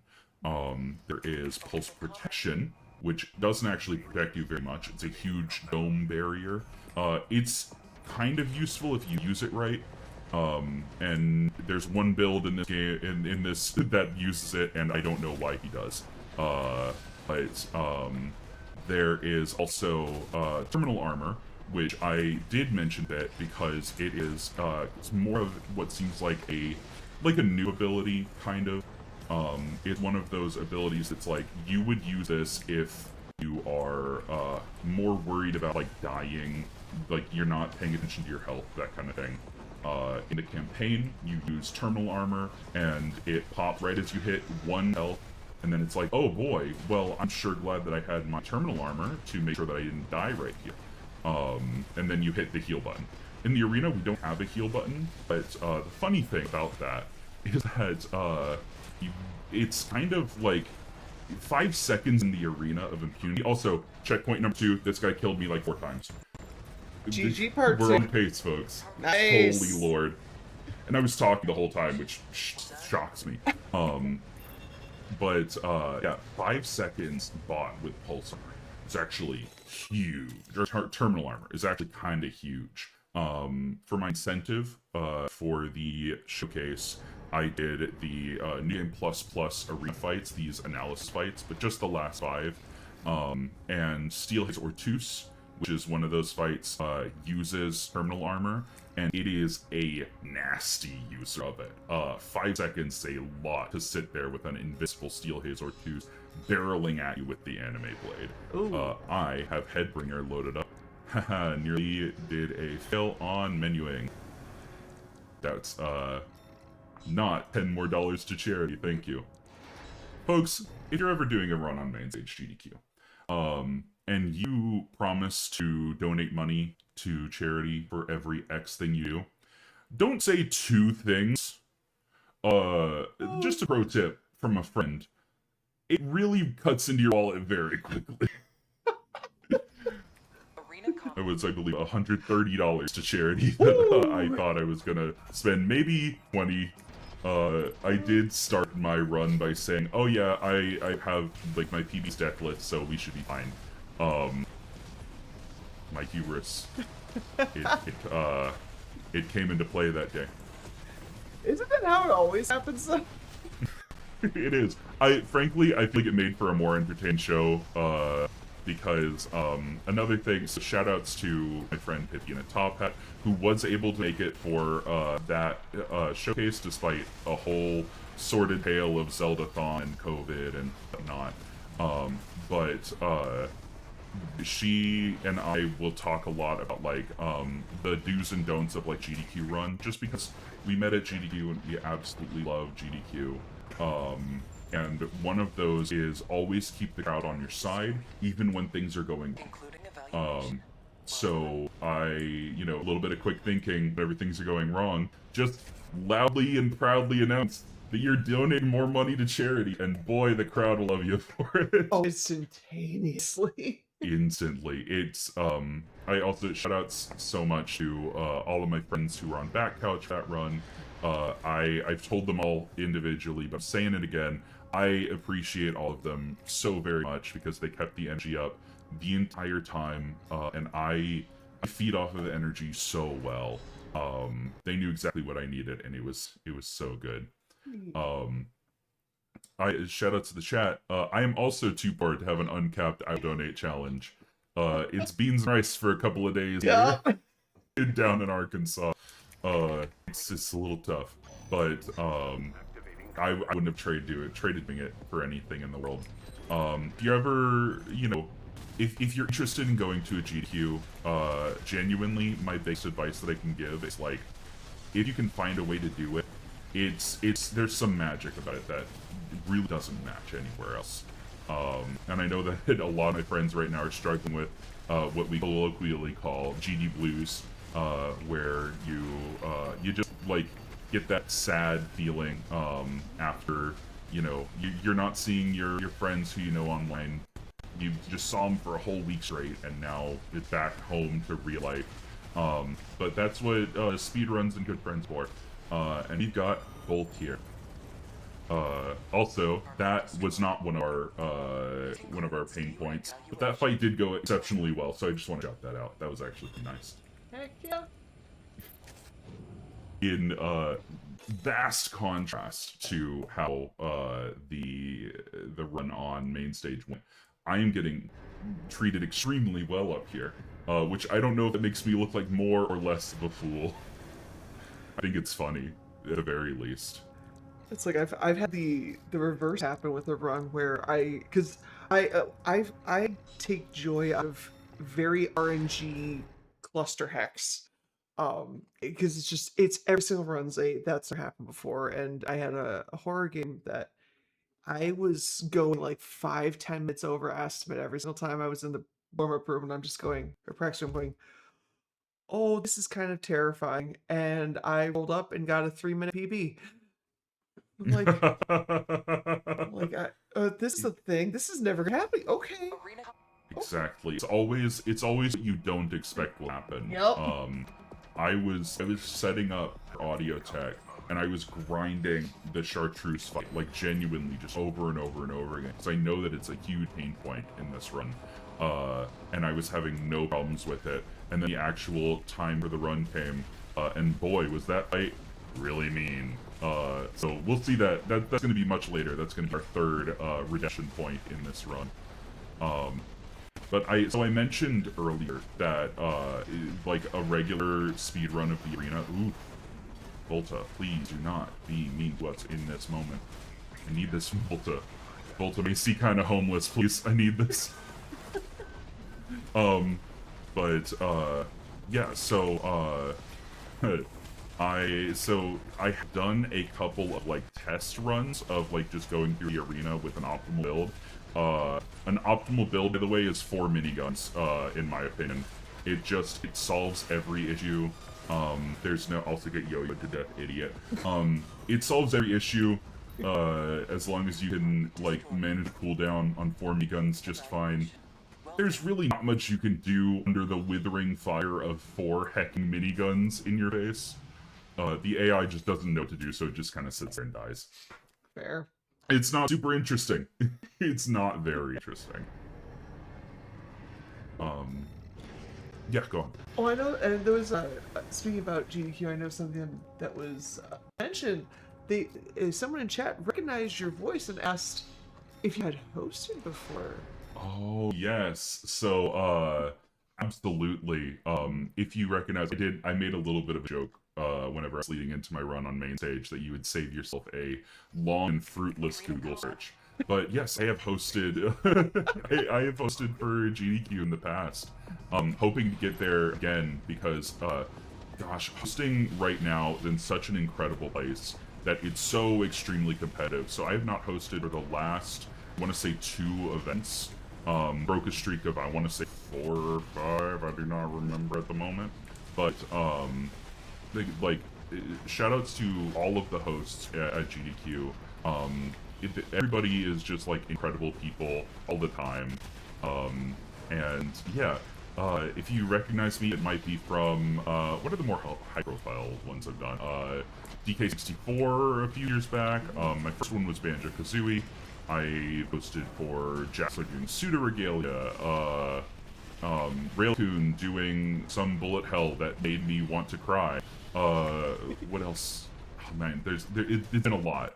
I'm very fortunate to be blessed with a long and fruitful hosting career. But yes, if you do recognize me, my voice specifically, that is probably where it's going from. Pater, would you like to not be really rude right now? So Pater here uses an extremely mobile build, which is actually like not a super bad build, considering that he's like your radio guy for the PMC that he represents. And there's the terminal armor again. We need to land one hit. There you go. The funny part is that Cannon Head here, this AC with the tank legs, it just has so much HP to chew through that fight is almost never actually scary. It's just a little irritating. Shoutouts to the chat calling out for Zimmerman's is not the optimal thing anymore. I don't believe you can equip 4 Zimmermans.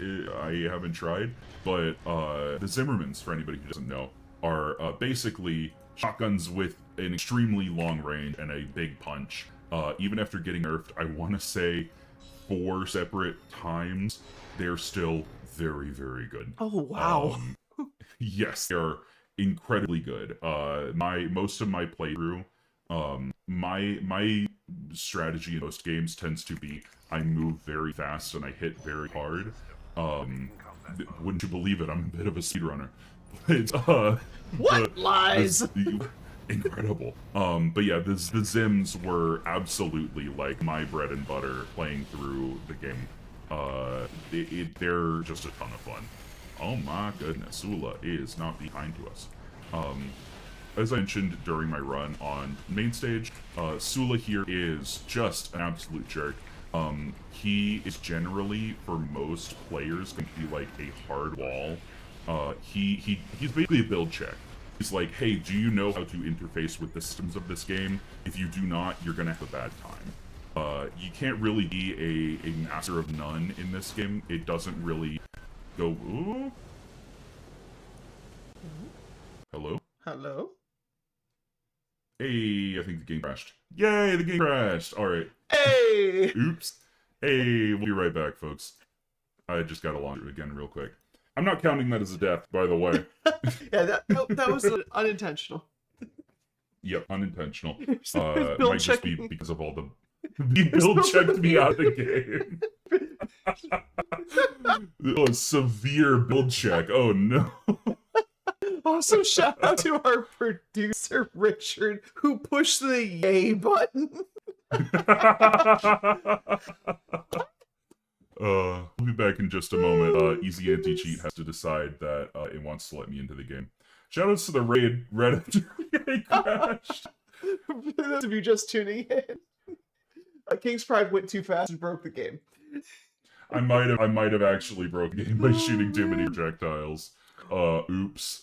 Well, heck, in this moment, I'll go into a pseudo hosting mode, and to let everyone know that if you're looking to get more involved with the GDQ and its wonderful community, you should be joining the official Games Done Quick Discord. And in the process, feel free to add the Hotfix Enjoyer role. You can stay in the loop on all the upcoming events, you chat with staff, and a whole bunch more. Top gamers in chat right now, !Discord into the Twitch chat, and you can get an invite and some more info on that. Also, if you are curious about what's coming up on Hotfix this week, or again, interested in running on GDQ, because we are accepting submissions, you should be checking out this week's schedule and submission runs to be showcased over at gdq.gg/hotfix. Now, take 2. Everything was fine. Nothing's on fire this time. Fine. Listen, we just needed a moment to shout out the amazing community at Games Done Quick. That was a planned bit. Absolutely. I don't know what you're 100%. talking about. And I don't appreciate the implication imputed in my honor that my game crashed in the middle of a showcase. You do in fact have the King's Pride as your game. I do. That is true. But it's so funny because whenever I was installing my game, or it was after I got onto stage, the producer at the time just went up to me and said, "Hey, so last time this game's on, it was very crash pro. So just play the game for a little bit, and we're gonna make sure that it doesn't crash." And I was like, I haven't known this game to be like super crash prone. Well, Well, it seems that I was proven wrong. But yeah, Sula here is just going to be flying away from us a little bit, but we got him pretty easily. Shout out to in the chat, somebody did mention that Sula's build actually is fairly good for dealing with the boss that shows up right after him, Balteus. The fun fact about Balteus, so there is a stun lock that you can perform on him to take him from, like, not quite 100 to death, but first phase to death. And it's very cool. It's extremely difficult. I learned most of the any percent of this game, and at the time, there was a API hook issue, I believe, that didn't allow me to actually record the game. So I was in the speedrunning Discord, and I was just like, hey, why isn't this stun lock working? And they're like, are you hitting him from behind? And I'm like, I am hitting from behind. They're like, are you using the shotgun? I'm like, I am using the shotgun. They're like, have you tried not having a skill issue? And I'm like, no, I have not. Thank you very much for your time. that it's a escalated strat. fast. No, that's a joke. They're very kind people over there, but it was just like a moment of not a lot of people use this strat. I'm sorry, which is sometimes just will happen. The any percent of this game, by the way, very cool run. Very difficult because fun fact with Armored Core, thing we do not have to worry about in the arena pretty much at all is, oh my gosh, getting absolutely pelted by missiles apparently. So whenever you are playing an Armored Core game, very famously, you have to deal with ammo costs and repair costs. So every enemy you kill gives you a little bit of a bonus money, and then every time that you shoot your guns or you take damage, you have to pay for it. The money route in any percent of this game is brutal. It is capital B brutal because you have to be able to afford certain parts at certain times to keep up with your pace. It's rough. New Game Plus is a lot more forgiving because you already have all of the parts. You just use pre-made builds. But any percent, so cool. For anybody who knows the Frostworm, you can basically just choreograph. You just stand in certain spots, face certain directions on your compass, and you just win the fight. It's that easy, folks. But we are loading up Chatty here. I'm surprised that Chatty didn't crash the game. He shoots a lot of missiles, but hey, we still have a fight to go, so let's see. We're still deathless. I'm counting. We don't count crashes as deaths. I'm not donating $10 per crash, dear lord. I like the comments in chat. It's like, FromSoft might one day make a game that doesn't crash, and then no FromSoft game doesn't crash. Real though, No, real. Maybe one day. That's a little pie in the sky, but hey, we can all believe in miracles, right? Yeah. Good luck, FromSoft. Yeah. Fellas, I love you. Please make your games not crash at the worst possible times. And also, please stop making it so that whenever I load in, you make me feel bad about the game crashing. Where you're like, hey, stop quitting out your games. And I'm like, yeah, it wasn't my fault. It's like, stop forcing me to quit out of your games. Yeah, stop forcing me to. I'm not teardropping. We can't even do that in this game. But yeah, so this run, I haven't even checked the timer yet, but it is moving along at a good pace, I can tell you that much. You just crossed the 34-minute mark. Oh my gosh, we are zooming through this run right Nice. now. That is, that's a very good pace. We're, I believe, over halfway through. Because we are going on to, yeah, fight number 12 out of 29, I think. Loading up Flatwell. So Flatwell's build, I absolutely love. So there are two like general like frames that I use a lot in this game. I was messing around last night. I was just making builds, and I accidentally recreated my main build, just like just going through the whole game again. I was just like, so Flatwell uses these Elcano parts, which are very fast and can hold a decent amount of weight, so you can use some of the more fun guns while you're fighting using Flatwell's build. He also, like, as you can see, I am just absolutely schmooving around. Elcano parts, especially with... Hey, FromSoft, what's going on today? Were you schmooving and grooving a little bit too We fast? crashed again. We're moving and grooving a little too fast. That is upsetting. We are going to I'm gonna launch the game, and I'm just gonna lower the resolution on my screen share. See if that helps anything. What is with you and game crashes and raids? I don't know. I'm doing. Oh, we got another raid. Hi, folks. Hello, friends. The raids are crashing my game. GG. I'm having a good run, and the game's like, no. He can't. He can't. And wonderful shout out to our producer who did a replay clip of the crash. Richard, are you trolling me? Is this what's happening right now? Hold on. We're gonna stream quality 30 FPS 1080p. There we go. That should help things out a little bit. I'm just envisioning the smile on his face right now. Shoutouts to Richard, by the way. Fantastic stream tech. Also, great photographer. I saw him once during all of GDQ, and that was during the 70-star relay hosted by King J, as Richard was army crawling across the stage to move a chair to get a better shot. Nice. Dedicated guy. Absolutely love him. Agreed. Heck, shout out. Oh no, they're raiding my RAM. Shout out to both of our producers, Richard and Relican, who are just absolutely amazing at what they do. Yep.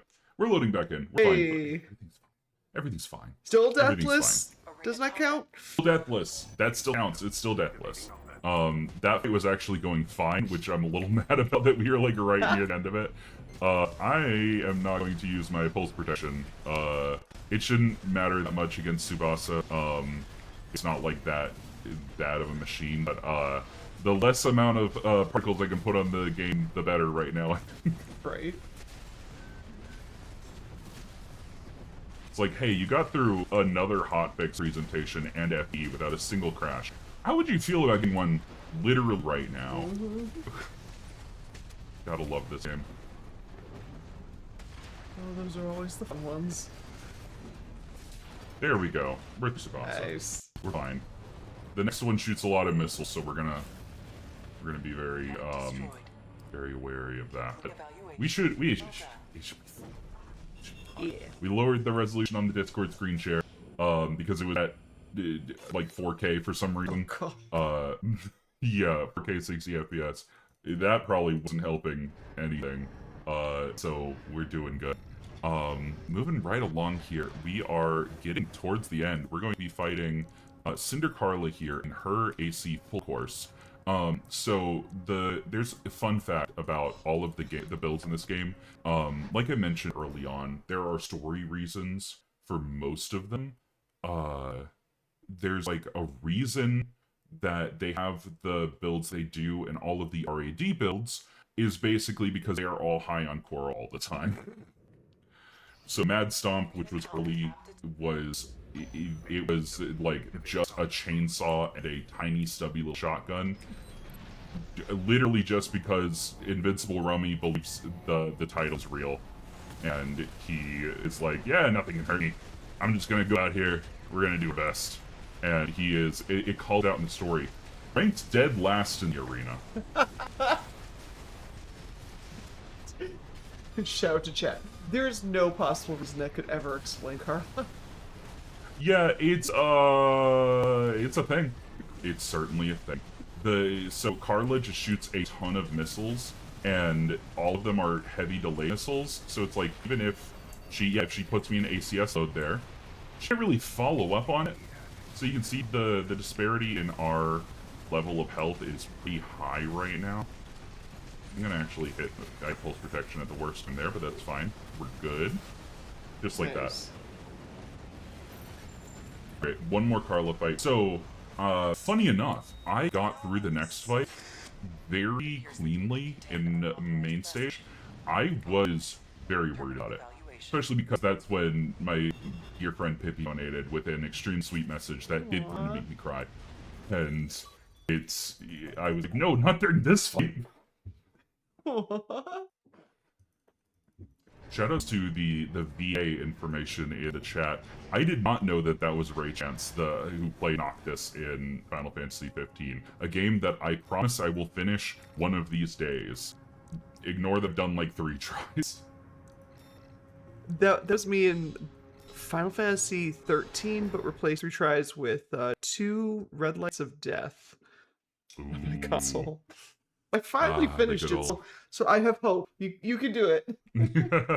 One of these days, I'll figure out that boy band road trip adventure ends in. I've heard it's tragedy, so I'm pretty excited.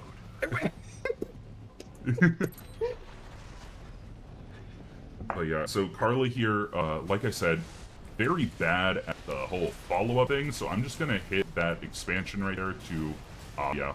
So the missiles, it took just a couple too many business days to reach Cold Call here, so I was not able to follow up. But that does mean that our expansion slot's probably going to be recharged by the time we get to, by the time this fight's over. So we'll be able to hit him again with another big blast. I'm gonna kick him here. I missed him. I'm gonna kick him again. I missed him. I'm gonna kick him a 3rd time. I missed him. Wild. Okay. Carla, please. Off to a fantastic start. But like I said, we're back. Hey. We're so back. I'm gonna extend the stagger a little bit with a kick. It didn't get him, but he is very low on health. So all I need to do basically is just keep firing missiles. And as long as it's hit by like some of them, there we go. There we go. The Chocoros and the Jonas Brothers cover band. Oh, God. Oh, the chat is on it tonight. Shout out to the person in chat calling out the fact that I say a lot. Thank you. That makes me feel super great. I do say that a lot. That's because my brain is moving at like 15 miles an hour, and I'm also doing a speedrun right now. So it's pretty great. I think my word's like okay or something. I'll say that all the time. Yeah, it's one of those things of like, I feel like everybody has those little vocal quirks, and either you love them or you hate them, and I can't really control other people's responses to them, so whatever. But we are moving into, so we beat Cold Call, and now we're fighting Rusty! I watched the chat replay of my run, and it's so funny. See, so Pippi in a top hat, like I mentioned, donated during that last fight. Beloved friend, beloved host. Everybody loves Pippi, so seeing the chat fill up with Pippi is really funny. And then getting into this fight and seeing the chat fill up with about twice as many Rusty, even funny. It's just like, everybody loves this character. He is, in fact, one of the only people on Rubicon who treats you like a person. Oh, dang. Your main companion, well, secondary companion, I guess, throughout this whole game, refers to you as a hound. So if that sets the tone, yeah, you know. Oh, he tried to get us the anime blade, but he was a little too slow. Gotta try harder than that, buddy. So you can see that my kick looked a little different here. That is because I'm using reverse jointed legs, and the kick actually is buffed with reverse joints. So you can see we just hit that boom, big smash right there. Target destroyed. Oh my God, Rusty, hi. Concluding evaluation. Oh my God, Rusty, hi. Yeah. It's literally every time he shows up in this game, it's just that meme of like, world is so dark and there's no hope anywhere. Oh my God, Rusty, hi. He's such like light in the darkness. And fun fact, it is very interesting what the 2 endings that you're gonna get through your first 2 playthroughs of this game are gonna make you do with Rusty. Oh. You kill him in one, not saying which one. It's actually, so it's really funny because, so I mentioned a little bit during my incentive on main stage that the AI is cranked up to 11. They have quirks that we actually can manipulate. So it turns the AI up pretty high so that it's actually a challenging fight. but also all of them are from the end of the game, from boss fights. So other than like the HAL AC, which is the second last one, they all are fairly manipulatable because they want to do stuff that's really cinematic. So Nightfall wants to hit you with the 1-2 punch of the assault armor into the pile bunker, and Rusty in Steel Haze Ortus really wants to start with a big dramatic rush towards you. So we take advantage of that in the analysis rush run. Oh my god, that was really close. So the chainsaw does huge amounts of direct damage, so getting hit by that would have been really bad. But yeah, so he wants to rush directly at you, so we take advantage of that, and using Nightfall, we hit him with the 1-2 punch, and it takes out like 2/3 of his health instantly. It's a very good, very satisfying punch. Is the Kurosawa still a good gun? That is an interesting question. Yes and no. Ooh. So, the Kurosawa, for anybody who doesn't know, is a gun from the early AC games, where it is a very energy efficient laser rifle, I believe. Again, I have not played any of the other ones.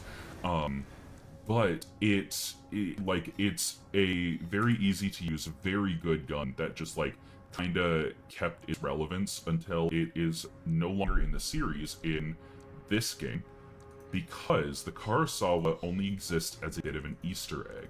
So there is a gun that we actually used at the beginning of the incentive that I did, the analysis showcase, that is, I don't remember the name of it, but it's a combo laser plasma gun, and you can charge it 2 different stages, and the second charge stage actually is like the parts of it flip down and it folds out to look exactly like the Kurosawa. So no, because it's not in the game per se, but yes, because it is a very good one. Interesting. Yeah. So go on. Finish your thoughts. There was another question that just popped up in chat. Yeah, so I was going to say that the analysis showcase did not show off the worst part of any of these Arena Rush challenges, which is Analysis Rush, which is just doing the New Game Plus Plus content. So we fight a couple of kind of jank things. What Analysis is that All Mind, which is, like I mentioned earlier, the AI that is running this whole simulation, actually wants us to do some testing that's making a new AC. So we're doing analysis on different builds and all of that, and it starts just kind of throwing spaghetti at the wall eventually, and we just fight builds that have like kind of a theme, and one of them is the Rubicon AC, which is terrible. It's so bad, and we fight Mind Beta, or Mind Gamma, which is an incredible, like very good AC. That one, I want to say, took me about 2 days to figure out a relatively consistent strat, and the consistent strat is don't get hit. Oh, jeez. Yeah, you really don't want to get hit. But yeah, so the gun is very good. But yes, there was a question in chat. Yeah, there's the question was, I've only played 5. Is 6 worth picking up just for the campaign compared to 5? I know you said you played the other ones, but how is the campaign for 6? So I adore the campaign for 6. So like a lot of FromSoft games, it continues a New Game Plus in a very interesting way. So there are 3 endings to this game, and one of them is locked behind doing a New Game cycle for a 3rd time. So New Game Plus Plus. But as you play the game changes. So your choices in your first loop will determine some options that you have in your second loop, which will determine some options that you have in your third loop. It's like a fascinating way to make the game fresh every single time while still experiencing new parts of the story. So I would say absolutely pick this game up for it. As you can see with how beloved Rusty is as a character, people absolutely adore some of the characters in this game. I say some because, hey, this is Snail, he's awful. Everybody hates Snail. He's basically not the main antagonist, if there could be said to be one, other than just the human condition, which sounds so nerdy saying out loud, but he is one of your main antagonists. So yeah, they're this game is incredible. Genuinely pick it up. Yeah, it goes on sale not super regularly, but relatively regularly for about, I want to say, $30. And it's worth every penny, genuinely. Like, I've played this thing for well over 150 hours at this point, I believe. Nice. The gameplay is, I almost went to analysis, the gameplay is much faster than most previous ACs, except for AC4. But that's because AC4 is just all nitrous all the time. This one, it's not quite ponderous in comparison, but it is not exactly as neck-breakingly fast, let's say. Gotcha. But yeah, 100% recommend. I speedrun darn things, so you're probably asking a relatively biased source. Well, it sounds like they'll be checking it out, so have fun. Yeah, absolutely. And I still need to check out most of the earlier games. Like I said, I have only played this one, so I'm really fascinated by a lot of the earlier ones. So this is Chartreuse, and she's already misbehaving. So we're going to back off a little bit. And then we're going to get right in her face, and we're going to hit this button, and we're going to hit this button. And she's going to kill us. Hang on. Maybe not. Chat, are we cooked? Apparently might be cooked. Okay. This was, for reference, the other huge problem fight for me on main stage. And she just does bucket loads of damage. So we're going to try to not let her do that to us. Okay.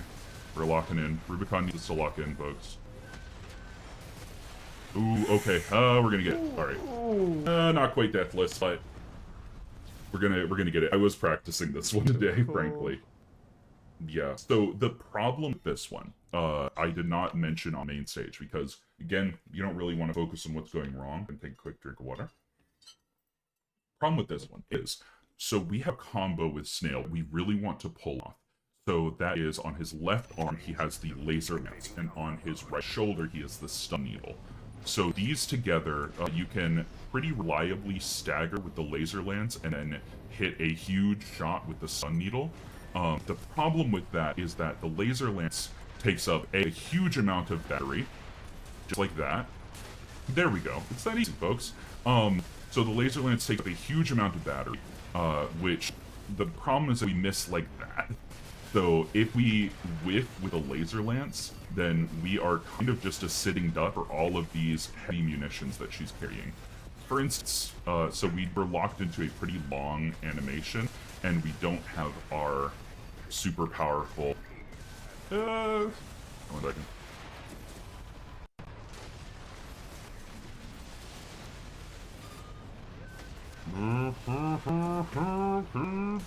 There we go. There it is! Nice! Sorry. I had to really lock in. Oh no, that is totally fine. I saw that AP bar and I'm like, Yeah. So yeah, as you can see, there were several times there where we whiff by, and because the laser lance uses so much like of our battery, our energy bar at the bottom, sometimes we are just left defenseless without an ability to dodge, because Snail does not have a good generator comparatively to his weight. And without being able to dodge there, she has a ton of very heavy munitions, which can just absolutely dumpster us very quickly. So an ideal world is that we hit her with the 1-2 punch 3 times, and if she ever pops up her pulse armor, we immediately use assault armor to counter it, because, fun fact, somebody hits assault armor, you're allowed to just, or pulse armor, you're allowed to just say no. Assault armor will cancel out somebody's pulse armor and put them directly into stagger, if you just, like, really give it to them immediately. But this Father Dolmayan, he is also very dangerous. He is the only coral generator that we'll be seeing in this one, and that means that he has an assault armor which does a ton of damage because we have literally no resistances to it. We're just gonna float here a little bit. The legs that Chartreuse has are actually very good for just floating in the air. This gunboat, as like the boat tank, I think is what people call it. And combined with recoil from all these heavy weapons, you can stay in the air pretty well, and Dolmayan actually does not have a build that is conducive to aerial movement. We are coming back down to earth here, though, and there we go. Okay. Dragon for Zero in the chat, that is precisely what the whole idea is. Thank you for picking up on that. It is my eternal fear that this category, this made-up thing that I did, is going to be too arcane to figure out in the middle of it if you jump in. But I feel it's not too terribly bad. But yeah, so we are into our final 3 fights here. So we are going to be, so time is going to come up whenever we're fighting Freud, but I will call that out when we get there. We still got about, I would say, 6-ish minutes left. Ideally 6-ish minutes left. But we are loading up Thumb Dolmayan's machine Ashtik. So Dolmayan also has the only build in the arena that does not have any shoulder weapons, purposefully. Rummy's build also doesn't have shoulder weapons, but that's because he's constantly high on coral and thinks that he's invincible. He has 4 like arm weapons, which is actually sick. I fully approve. It's a very cool way to play the game. So we're basically just going to be cycling between these while they're on cooldown. Oh, hey buddy, you don't really need to do that. And then yeah, we're going to hit him with the melee attack. Thank you. Oh my gosh. Oh my gosh. King is deciding to bring it today. Alright. There we go. Nice. We was never in doubt. Folks, it's that easy. Don't look at my... Nope. Don't look at that. You know, no. Red is good. Red's good. See, our core engine, it's red. See, we're gonna explode red right now. It's awesome. Fine. Yeah. Good shout in the chat. So one of the things about King's build that I actually don't like is that he has a, they're called linear rifles in this game, but it is effectively a sniper rifle. So sniper rifles, so they like deal a lot of damage. They are a little slow, like as you would expect from a sniper rifle. They also, you have a limited lock-on range in this game. Oops. So you can't really snipe. You can't like zoom in. They're kind of in a poor state. You're basically better off using a pistol because you're gonna find yourself in melee range a lot. But King's build is also interesting because he has this huge shield on the right shoulder that is called the Pulse Scutum. It actually is the only shield in the game that gets stronger the longer it is out. So we wanted to hold it out there for a little while, and now I'm just trying to build up Stagger to hit with this massive laser battery. Boom, huge hit. We're gonna pump him into... Oh my goodness, he dodged our blast there pretty handily. Okay, so Michigan is being very mean. That's fine. We're just gonna do one of these, hit him with a couple of these. There we go. Nice. Oh, as mentioned in chat, winning with low HP is called efficiency. It's called efficiency. Agreed. That's why I've been in red HP this whole time. Right? Because of It's efficient. It's efficient. But we are headed to our last fight now. So ready on time. It is going to be as we deal the final blow to Freud here. So as this health gets low, I will call out ready and then I'll call out time. But we are going to load up V1 Freud. So this is fun because number 1 and number 2 in the arena are the leader of the Red Guns and the leader of the Vespers. So it's the two competing the two competing corporations on Rubicon. Basically, this is the game's way of telling a story of they can back up their positions. Like, you do not become the leader of either of these groups without having some skill in the arena. Nice.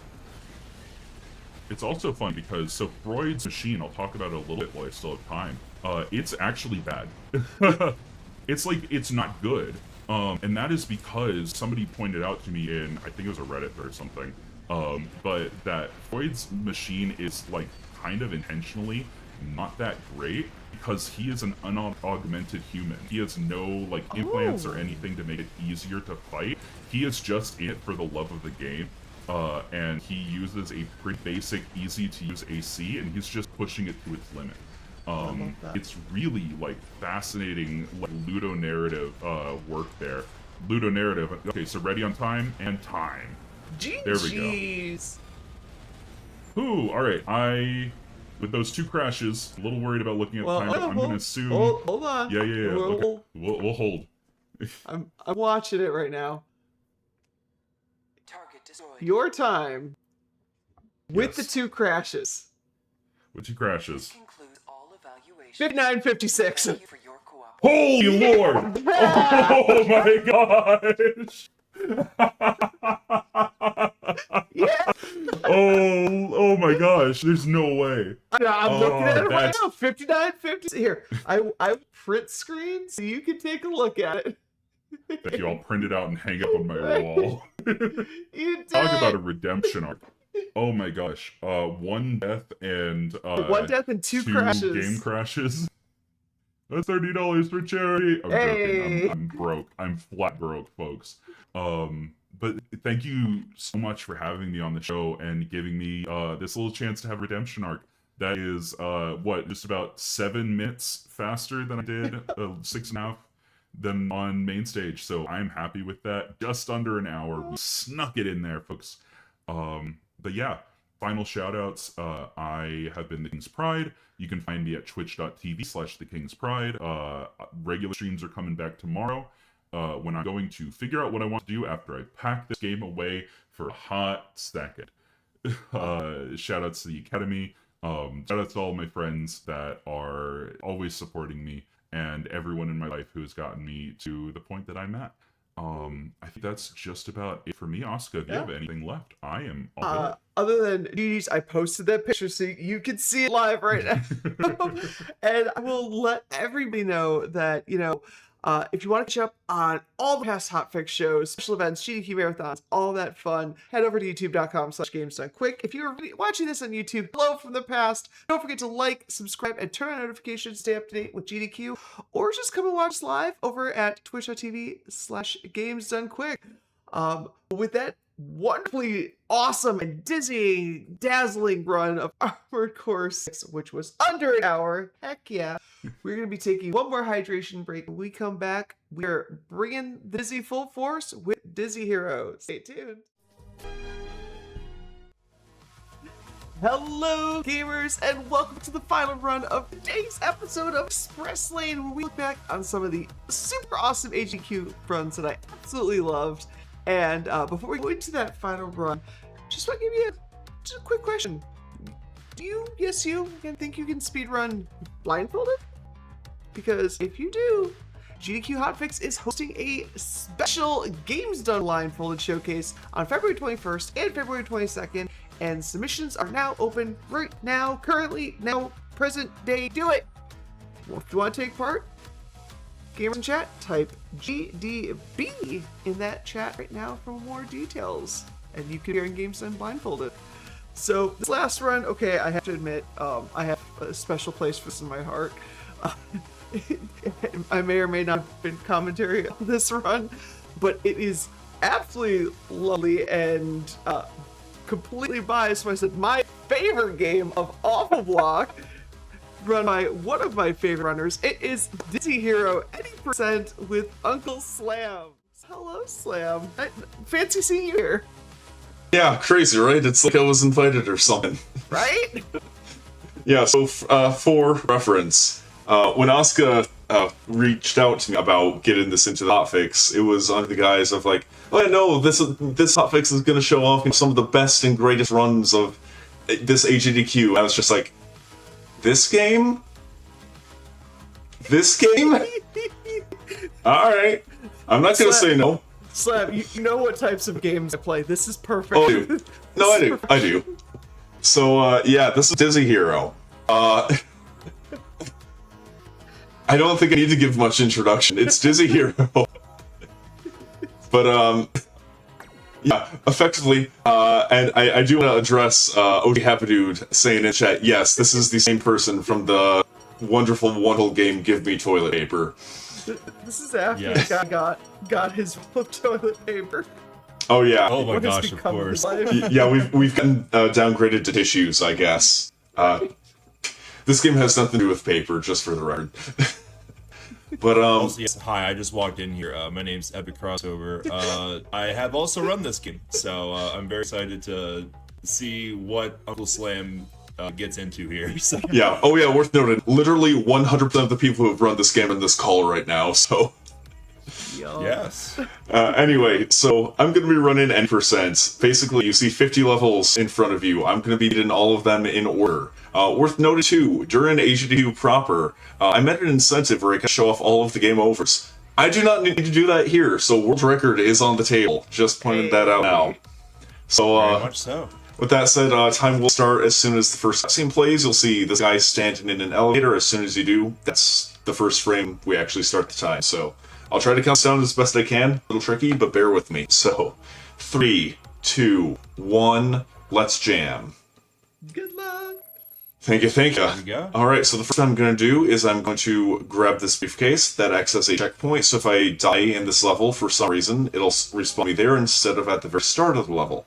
Now, in case you're wondering how we go dizzy, in the upper left, that shows what the IR sensor in my right Joy-Con shows. So whenever I wave my hand in front of it, you'll see movements.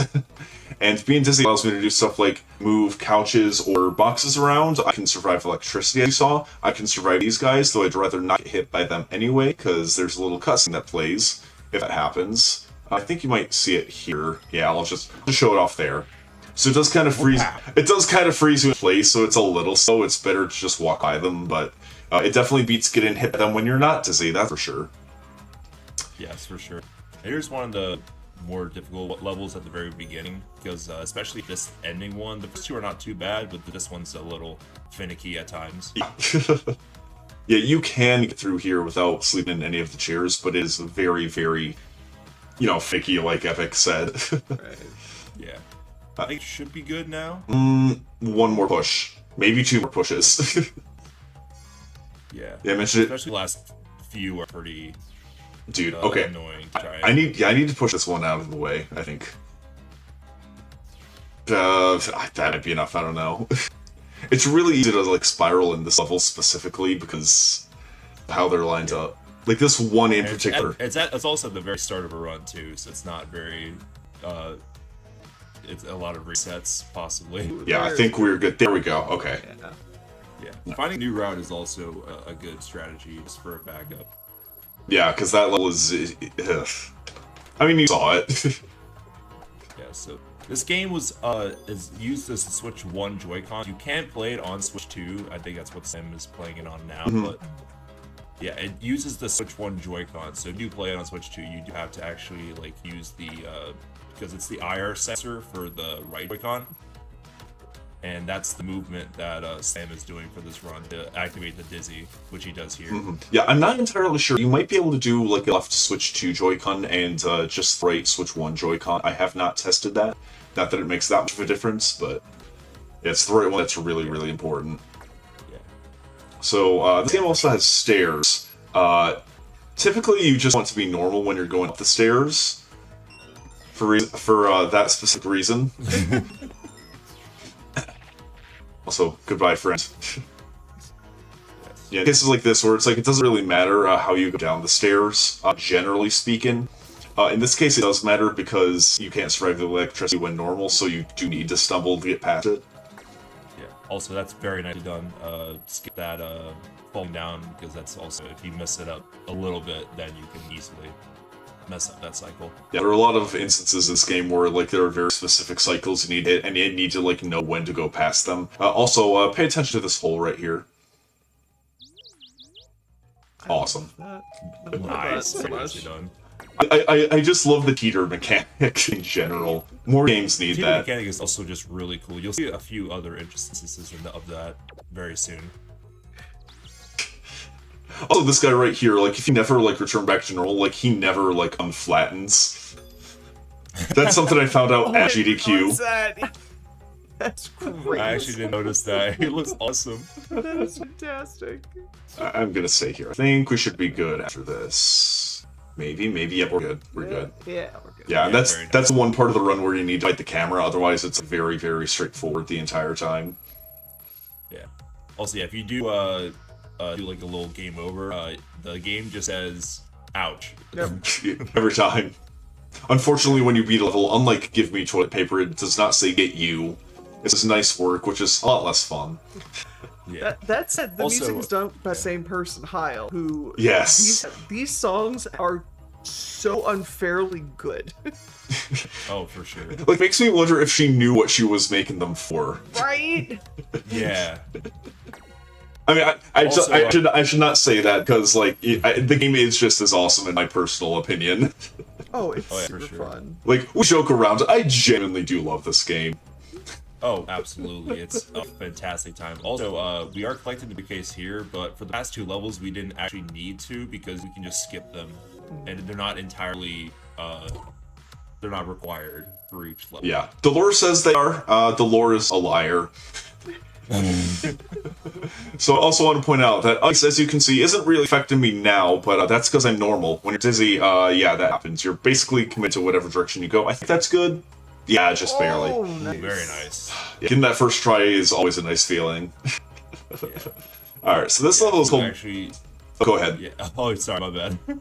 No, so this level is called Laser Trap. You do not want to hit lasers at all. It doesn't matter if you're dizzy, it doesn't matter if you're normal. There's a very tight cycle you make it there. Perfect. So I'm just going to walk to the end of the level, and we will ignore the rest of the lasers for the rest of the game. Surely. Sure. That is actually like one of the hardest levels that deal with the lasers. Oh, for sure. I think I did nail that during the GDQ run. Hello, Crane. Goodbye, Crane. Hello there, Crane. Oh, hello, other Crane. Oh, the Crane. Bless Very the crane. insistent Crane. I mean, that's what it says in the name. Yeah. Because it will always try to go for you. Yeah, it's very easy to dodge though, which is convenient for us. I do like how in Give Me Toilet Paper it does help you, and in this game it's Yeah. only a hindrance. It's like something happens between now and then. They had a disagreement at some point. For sure. Alright, so this level I did screw up a little bit here, but if you do it right, which I appear to be doing right now, you should be able to just hug the right wall and avoid all of the missiles and all of the holes. There we go, Very redemption! nice. Nice. Yeah, making sure you're timing it right and make sure you're not. The holes is just the main problem here. It's just that you gotta make sure the cycles are right for that. Mm-hmm. And they don't line up as easily as I would like to most of the time. That was interesting. Yeah, if you're close enough, you'll just fall into a couch if you're dizzy. Yeah. I should also point out, like, when you're dizzy, like, the guy will just start moving on his own as well. Oh, yeah. That's something that happened not too long ago. Yeah, so we were like experimenting with the level, and Slam just kept on walking, and there's like a hole that usually will count you out of bounds. He just went before. He just kept on going. So I don't know what happened as the other winner of this game. I have no clue how that happened. Oh, it's the first for result. Just give us here. Oh, yeah. It's like those things are there ready to ambush you and then take a whole, 15 seconds to actually fire. Right. Yeah. I may be exaggerating, but who cares? Also, the real questions are going on in chat. I just want to know what corporation is investing this much money into missiles and traps just to punish one employee. That's a good question. Valid question. I also want to point out, so, I watched back my GDQ run of this last week with the Twitch chat. Someone pointed out that this guy looks like a bootleg Phoenix Wright. Kind of. Not only can I not unsee that, I mentioned that to Dane during my tech check yesterday, and he said loudly and proudly that that would make this guy Phoenix Ron, would it not? Ooh. I would say so. Yeah, I'd say so. No objections there. It's like it's hard to object against something that's just true. Right. We kind of just fly by these levels here. I was gonna mention the next level will probably be a good one where it's just the cycles have to be on time. Oh yeah, you need to know exactly where you're going and when for that. Yeah. So right there you can I go. can't unsee that now. I can't unsee Phoenix wrong. He's got the briefcase and everything. He does. Yeah, he's ready for court. Oh my god. Phoenix incorrect. Give Me Toilet that. Paper is my favorite Ace Attorney game. I think that's what this means. Oh my Phoenix god. right and the Phoenix wrong and the quest for toilet paper. I mean, slight spoilers for Danganronpa. There's a case where toilet paper is a murder weapon. Oh, I did the thing. Okay, hang You on. actually do. Oh That my was a God. complete mistake, but yeah, that's something you can do. If you like go into that corner, you can just walk across to the end. That's not. Yeah. I'm about to jump into this whole thing. It's like the timing to get that punch is super difficult, and then here you go. I'm just gonna go into that corner. Yeah, that was a sounds mistake. I want to point out that is not faster, but you can do that. You can in fact do that. Okay, I'm gonna avoid this punch. There we go. Perfect. Misunderstood. Phoenix wrongly mistaken. Bro works Phoenix for Walmart's slip. corporate. Sure. So for this level, hidden switch starts and stops these lasers and couch from moving. So if you do it immediately, if you stop it immediately, you can make a quick cycle here. So these will shoot out lasers that all connect with each other. You don't want them to hit you, but you want to hit that switch as that closes up the floor over here. And yeah. Yeah. That's about all I have to say about that. When you're actually caught in the laser, it's just like, oh no, what have I done? Also, this level is called Don't Press It. It referring to these red buttons that say do not press above them. Ideally, I don't do that until the penultimate level of this game, but... also, this level is shaped like a giant donut. You're meant to go around it counterclockwise. Alternatively, you can just do that and skip almost all of it. I love that. That skips so much. It's such a cool skip. I was infuriated when I saw that. I was like, I that was one of my least favorite levels to play, and I was like, you can just skip the entirety of it. Yep. I literally, my jaw dropped. I was so flabbergasted about that. Yeah, that level I just beat, by the way, is called Pretty Sofas, and it has a lot of holes and like 2 sofas. I'm pretty sure that was a mistranslation. Like he just took the word hole instead of sofa when he wanted to translate the title, but... This level is also a very difficult one because these missiles are relentless. Genuinely, yeah, they're like slightly different cycles from each other too. So okay, that should be fine. Nice. That went a lot better than in the GDQ run. Yeah.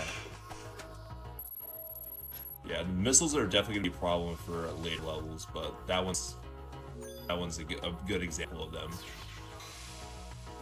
There we go. Being dizzy just for that one hit there, and then the rest pretty good here. Yeah, you need Nothing too bad. you do need a really clean movement to get past it smoothly, but I generally don't risk it in marathon runs or in PB attempts. Yeah. Yeah. So here we got delicious traps. When you're dizzy, they act as magnets, and you don't want to hit them when you're dizzy because then you will. Well, okay, this happened. Oh no! Ouch! Ouch! He's just so Food. good at Well, you sitting do in go there. pretty fast, so it's definitely good to implement it. And That should be good. No, okay. Well. Okay, you so did just want some yummy food. yeah, the cycles of the electricity also like aren't super helpful here. Okay, if I do it here, that's fine. That's fine. There we go. Perfect. Yeah, the thing you have to watch is that it takes a second for the dizziness to wear off with the settings I have. Yeah. So you want to stop waving your hand a little bit before you reach where you want to be. And you only have to do that one. I usually do 2 because I didn't realize you can just walk through the middle of both of them. Yeah, so. slipping through the first set is actually pretty tricky. You need to have like a really, really good position the entire time. Yeah. And then here there's a trick you can do where you don't actually have to go dizzy. You can like slip between the hole and the lasers. But it's like It is really probably precise. the most difficult. Yeah. Yeah, I agree. It's not even that much faster, so you might as well just do it the intended way. Yeah. Oh, so this level also has a relatively new skip that I found a week before GDQ. So you don't want to hit a laser normally, but if you get hit by a missile through a laser, then you avoid getting killed by it entirely. Yeah. Yep. Yeah. And also you gotta make sure you do that while dizzy, because obviously Yeah, the missile will kill you otherwise. If you're not dizzy with the punches or the missiles and a few other things, you just ouch. Ouch. Also, this level's telling me to follow the meat. I think I'm succeeding. Like, there's meat, and I do believe I'm following it. Yeah. Problem is, I'm not hungry, so I'm just gonna let it go. Not this time. Yeah. We already had like twice already in mission 30. So. Look at all the boxes. Look at all those chickens. They're hiding with the couches. Sure. Yeah. They're somewhere. Right. Where are the couches? Here, this There level. we go. Yeah. So this is another level. I always forget the cranes here because like it's not even a problem. Because you just keep moving as is. Yeah, so this level you have decently good movement here, so you get this wall to push you a little bit forward. You avoid getting crushed by that wall. Okay, that works. nice. That works. That was good. That almost just pushed you back and lost you a few seconds. A few things. Oh, there's especially this one too. Yeah, so I really am especially thankful. Oh, that was a really good push. Especially thankful to GDQ for accepting this game. Otherwise, I would not have gotten to have Joester98 play it and find a brand new skip. This is I would say the newest skip in this run, where if you position this chair just right, that might work. I'm gonna give it a shot. Be it. If not, like one more, and it's definitely good. Oh, you're good. That looks promising. Right? Yeah, so you can just walk over good. furniture Yeah. here. It's just the way Hitboxes, the ladies hitboxes and line gentlemen. up, and it's just like, oh, yep, we're just gonna skyrocket. You just do that. Yeah, that's fine. Yep. So I'm gonna go ahead and let Epic talk about what to do in this level. Oh yeah. Ooh. Dying first and You're falling foremost. into a hole. Yeah, of course. So this level is, basically once you activate the switch in this corner here, you just have you basically Slam is counting measures of how long it takes the meat to get over to the other side. Because since you're dizzy, you have to get over this section on the right. So if Slam aims it perfectly, he gets it every time. Nice. Yeah. Very nice. Yeah, normally you want to follow it to the bottom so you can see when it's on the other side of the electricity, but if you know exactly when it is based on the music, then you can just stay up top and save a little bit of time going straight to the elevator. Yeah. It's very convenient just to always do the same count of the beats. Yeah. Also, this You is don't have to actually like look at the thing moving. So yeah. Also, this is the button stretch of the run where you've got a ton of buttons that are really tempting to push, but again, we'll save those for the penultimate level of the game. You'll see what they do then. Though I will say, you do have to be dizzy to press them, otherwise the game just straight up tells you no. No. yeah. Bad things happen and the game knows it. Yep. Yeah, you can only press them while you're dizzy. Yeah. Oh, you'll There's a few see. things that yeah. Oh yeah. Oh, Yeah, okay. yeah. Umbria on blue in chat. You'll see what they do. You'll see. We're playing Pokemon. Free road, baby. Someone also mentioned in the Twitch chat during the HDQ run that this guy basically is Spinda. Which Yeah, I'd agree with that. That's very nicely done here. Thank you. Those punch cycles are very annoying for me to play sometimes. Oh, especially this one too. This one also is a very funny level. Yeah, so you want to hit this switch, and that will start some conveyor belts moving, which will get these couches out of the way. And if you die, you need to hit the switch again. So that's something. Yeah. These missiles are... There's too many. Yeah. in Yeah. my eyes. I think that was the last couch, wasn't it? No, there's one more. There's one more, and then you got the obstacle that you can actually just but we're good. We're good. We're good. We're good. All good in the dizzy hood. All right. Yeah, So, as long as the missile doesn't hit you out of bounds, you're usually fine. yeah, there's an a specific out of bounds screen in this game, which I will probably show off at the end of the run, just for lulz. Yeah, of course. Barring that, well, watch the HDQ run. Yeah. For sure. There's so much electricity. Yeah, so this is one of the levels. We kind of glazed past it earlier, but there are levels in this game that give you no hero challenges. They don't speed up the run at all. It's just a fun little challenge you can go for. That one is by far one of the hardest to get because you need to wait for all of the cycles to align right. Yeah, it's not an easy one to go for. I don't think I've gotten it yet. So Yeah, I think it was the last one I actually collected.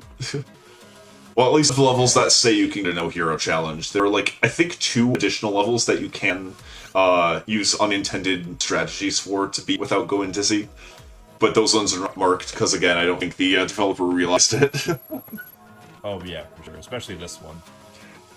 Yeah, so this level has a new route that I implemented like half an hour ago. So if you just do this. if you just walk up top, you're pretty much like free from all of those like ridiculous obstacles down there. There's like a small window where you can manage to slightly make it past the top section, which is really nice. Yeah, I'm actually kind of surprised I hadn't found that sooner because it's a lot more of a straight shot than what I used to do. Oh yeah, for sure. So make sure these punch cycles are good. You just gotta make sure your timing is right because one wrong move and you have to redo it. But very nicely done. Thank you. So the next level, you're supposed to hit a switch and activate a bunch of obstacles to make it harder to get through the level. But I discovered a trick again. This was like the week before GDQ, where you can just do this. Most of that. Very precise though. It's It's a very tricky one. There we go. You have to be. Nice.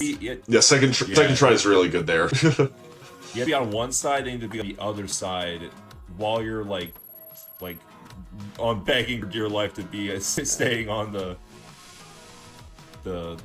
platform. So it's not too bad. Yeah, I want to point out that I told before the HDQ run, I told my commentators that it was in fact impossible to don't hit the button. Thank you. It was in fact impossible to skip that part of the level. Yeah, that was a complete lie, and they tried to find a way for like half an hour. Yeah, we were trying so hard, and like you were just like, nope, there's no way, can't do this, can't do that. I'm just like, grrr. And then you pull that one. Yep. Yeah. Hey, you know what they say? Fool me twice, shame on you. Fool me No. Fool me once, shame on you. Fool me twice, won't get fooled again. Yeah. I think he showed me that beforehand, and I was like, that's such a cool skip, because I was trying to look for that before GDQ, and Slam found a way, and I'm like, awesome. Yeah. Also, very good, nice cycle. Very, here. yeah. This is the boss fight here. Needs 3 hits. You gotta be careful of certain attacks that go your way. Yeah, most of them you can just dizzy your way through. I think I can make it to him. Maybe not now. Make sure now. No, I could have. It's fine. If it goes... That's fine. Yeah, that fist attack is what you really need to watch out for, because it has a chance of killing you instantly. Okay, now he's cooperating. Yeah, in theory, this boss can last an infinite amount of time if it decides not to go to one of the side buttons. Yeah, if he's in the middle, like, he can just stay there as long as he wants, and basically avoid getting hit entirely. Yep. Oh, trust me, I've had that in a few runs where he's just been in the middle, and I'm just like, dude, can you work with me here? Also, this is really good. Oh my goodness. That was terrifying. My heart. 'Cause, yeah, if Slam would have gotten hit, because that would have been a punching glove hidden. If that would have hit Slam would have had to do all 3 of those buttons just from the beginning. Yep. It is the most punishing level by far. Yeah. But pushing buttons launches missiles. You don't want to hit the city because there are a bunch of innocent people there. Also Voltron. Also, beer Voltron. Do the little dizzy animation, of course. Would you believe this game only? Level. Yeah, would you believe this game only costs $5 or $6? Worth it. Really? Yeah, please buy this game if you haven't already. Also, Rock'em Sock'em Robots. Yes. Final level. Let's see what happens here. This is a whole lot of RNG, by the way. Yeah. Oh, for sure.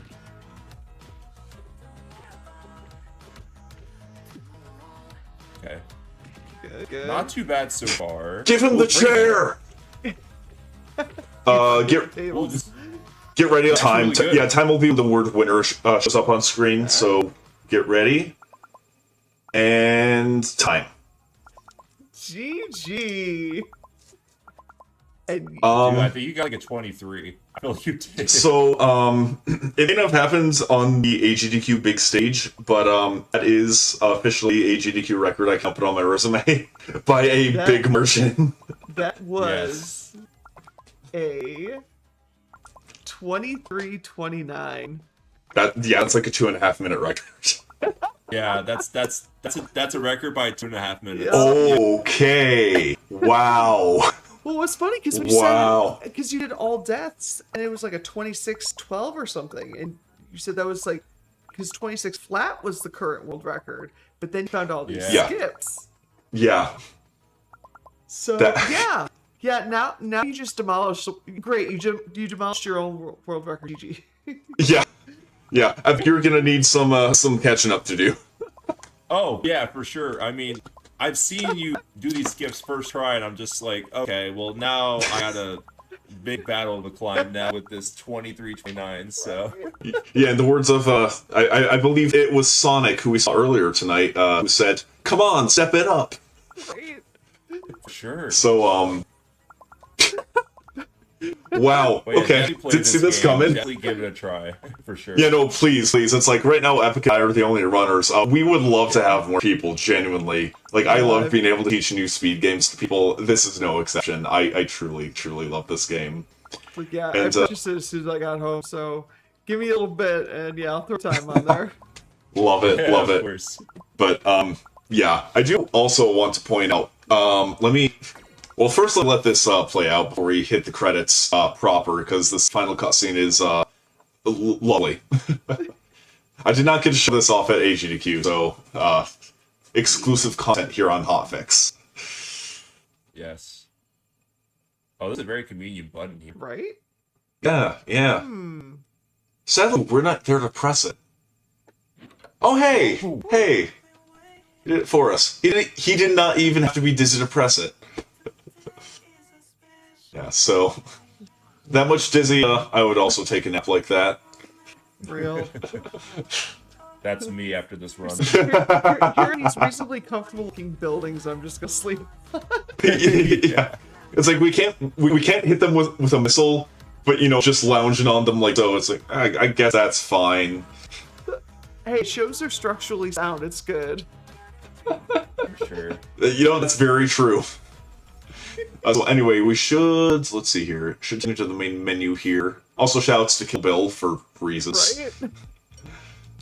So, the credits, I want to point out that this is largely a one-man project. So, Other down there, Takahiro Miyazawa, he is the guy mainly responsible for this, as well as Give Me Toilet Paper, among other ridiculous games that I have not played. So, yeah, this was largely a one-man project, and if you saw the GDQ run, you may remember that there was a bit at the very end that my good friend Bedwell Blackburn engaged in. And yesterday, he showed me that he actually emailed Takahiro Miyazawa here, and Takahiro Miyazawa responded, basically saying that he was very impressed by the skit at the end as well as the run, and that he was just so thankful that we played and ran his game. So I just want to be really sappy here for a moment and say that if you are someone who creates, whether it be a video game, music, short films, anything really, don't be afraid to put whatever your minds come up with out there, no matter how silly it is. I mean, this is a very silly game, obviously, but I do truly love it. But more importantly than that, Asuka and I actually first were introduced to each other through Give Me Toilet Paper, and that is also just a ridiculous game. And Epic and I, he saw that Zero got into HDQ as part of Awful Luck, and he was like, this game looks good, I have a Switch, let's just buy it and go. And so that's how he and I met, and as ridiculous and niche as a game like this is, it has real-world impact and, positively, affected our lives, because, I don't know if any of us would be, would know each other to the level we do if not for his games. And, I don't know, there's something profound there, not exactly, the best philosopher in the speedrun community or anything like that, but I think, even, small projects like this can have, a real huge world impact to certain people, so Agreed. yeah, I don't know if any of you have anything to add on to that, but Yeah, it's amazing what will bring people together. A game with toilet paper led to a friendship multiple years in the making. Yeah. It's been 2 years now at this point, more maybe. Yeah, roughly. Time flies. No kidding. But oh yeah, We're old, guys. We're old. Oh, I feel that in my back and my bones. But I see our wonderful commentator crossover was a little too dizzy and the internet decided to take a nap on a couch. But Slam, did you have any additional shout outs you wanted to give? Run. Arigato Mizawa-san. Should he see this? That aside, you know what? I shouted this guy out during my HGQ run. I'll do it again here. John Cartwright, wonderful person who used to work at GameXplain, went on and made his own YouTube channel with other people who used to work at GameXplain, and made a video about Give Me Toilet Paper, which helped me discover that game into this game.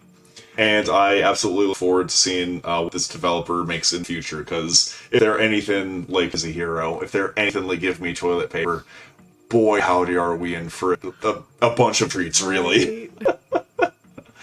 Agree.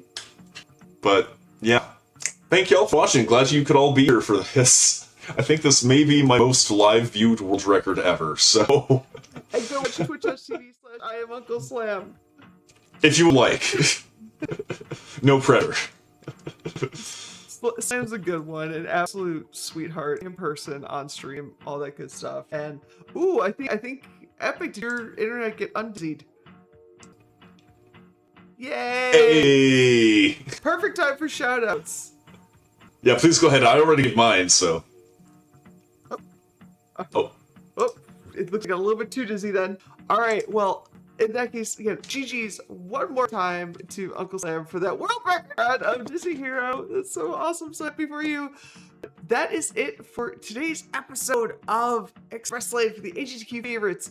But if you just got here, stay tuned, because we're going to keep replaying our AGDQ 2026 event replay. It's going to be live all week between all of our live shows on GDQ Hotfix.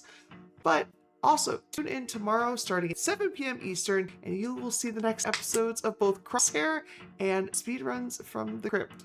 So from the Express Lane, I'm Oscar24. I'll see you next time.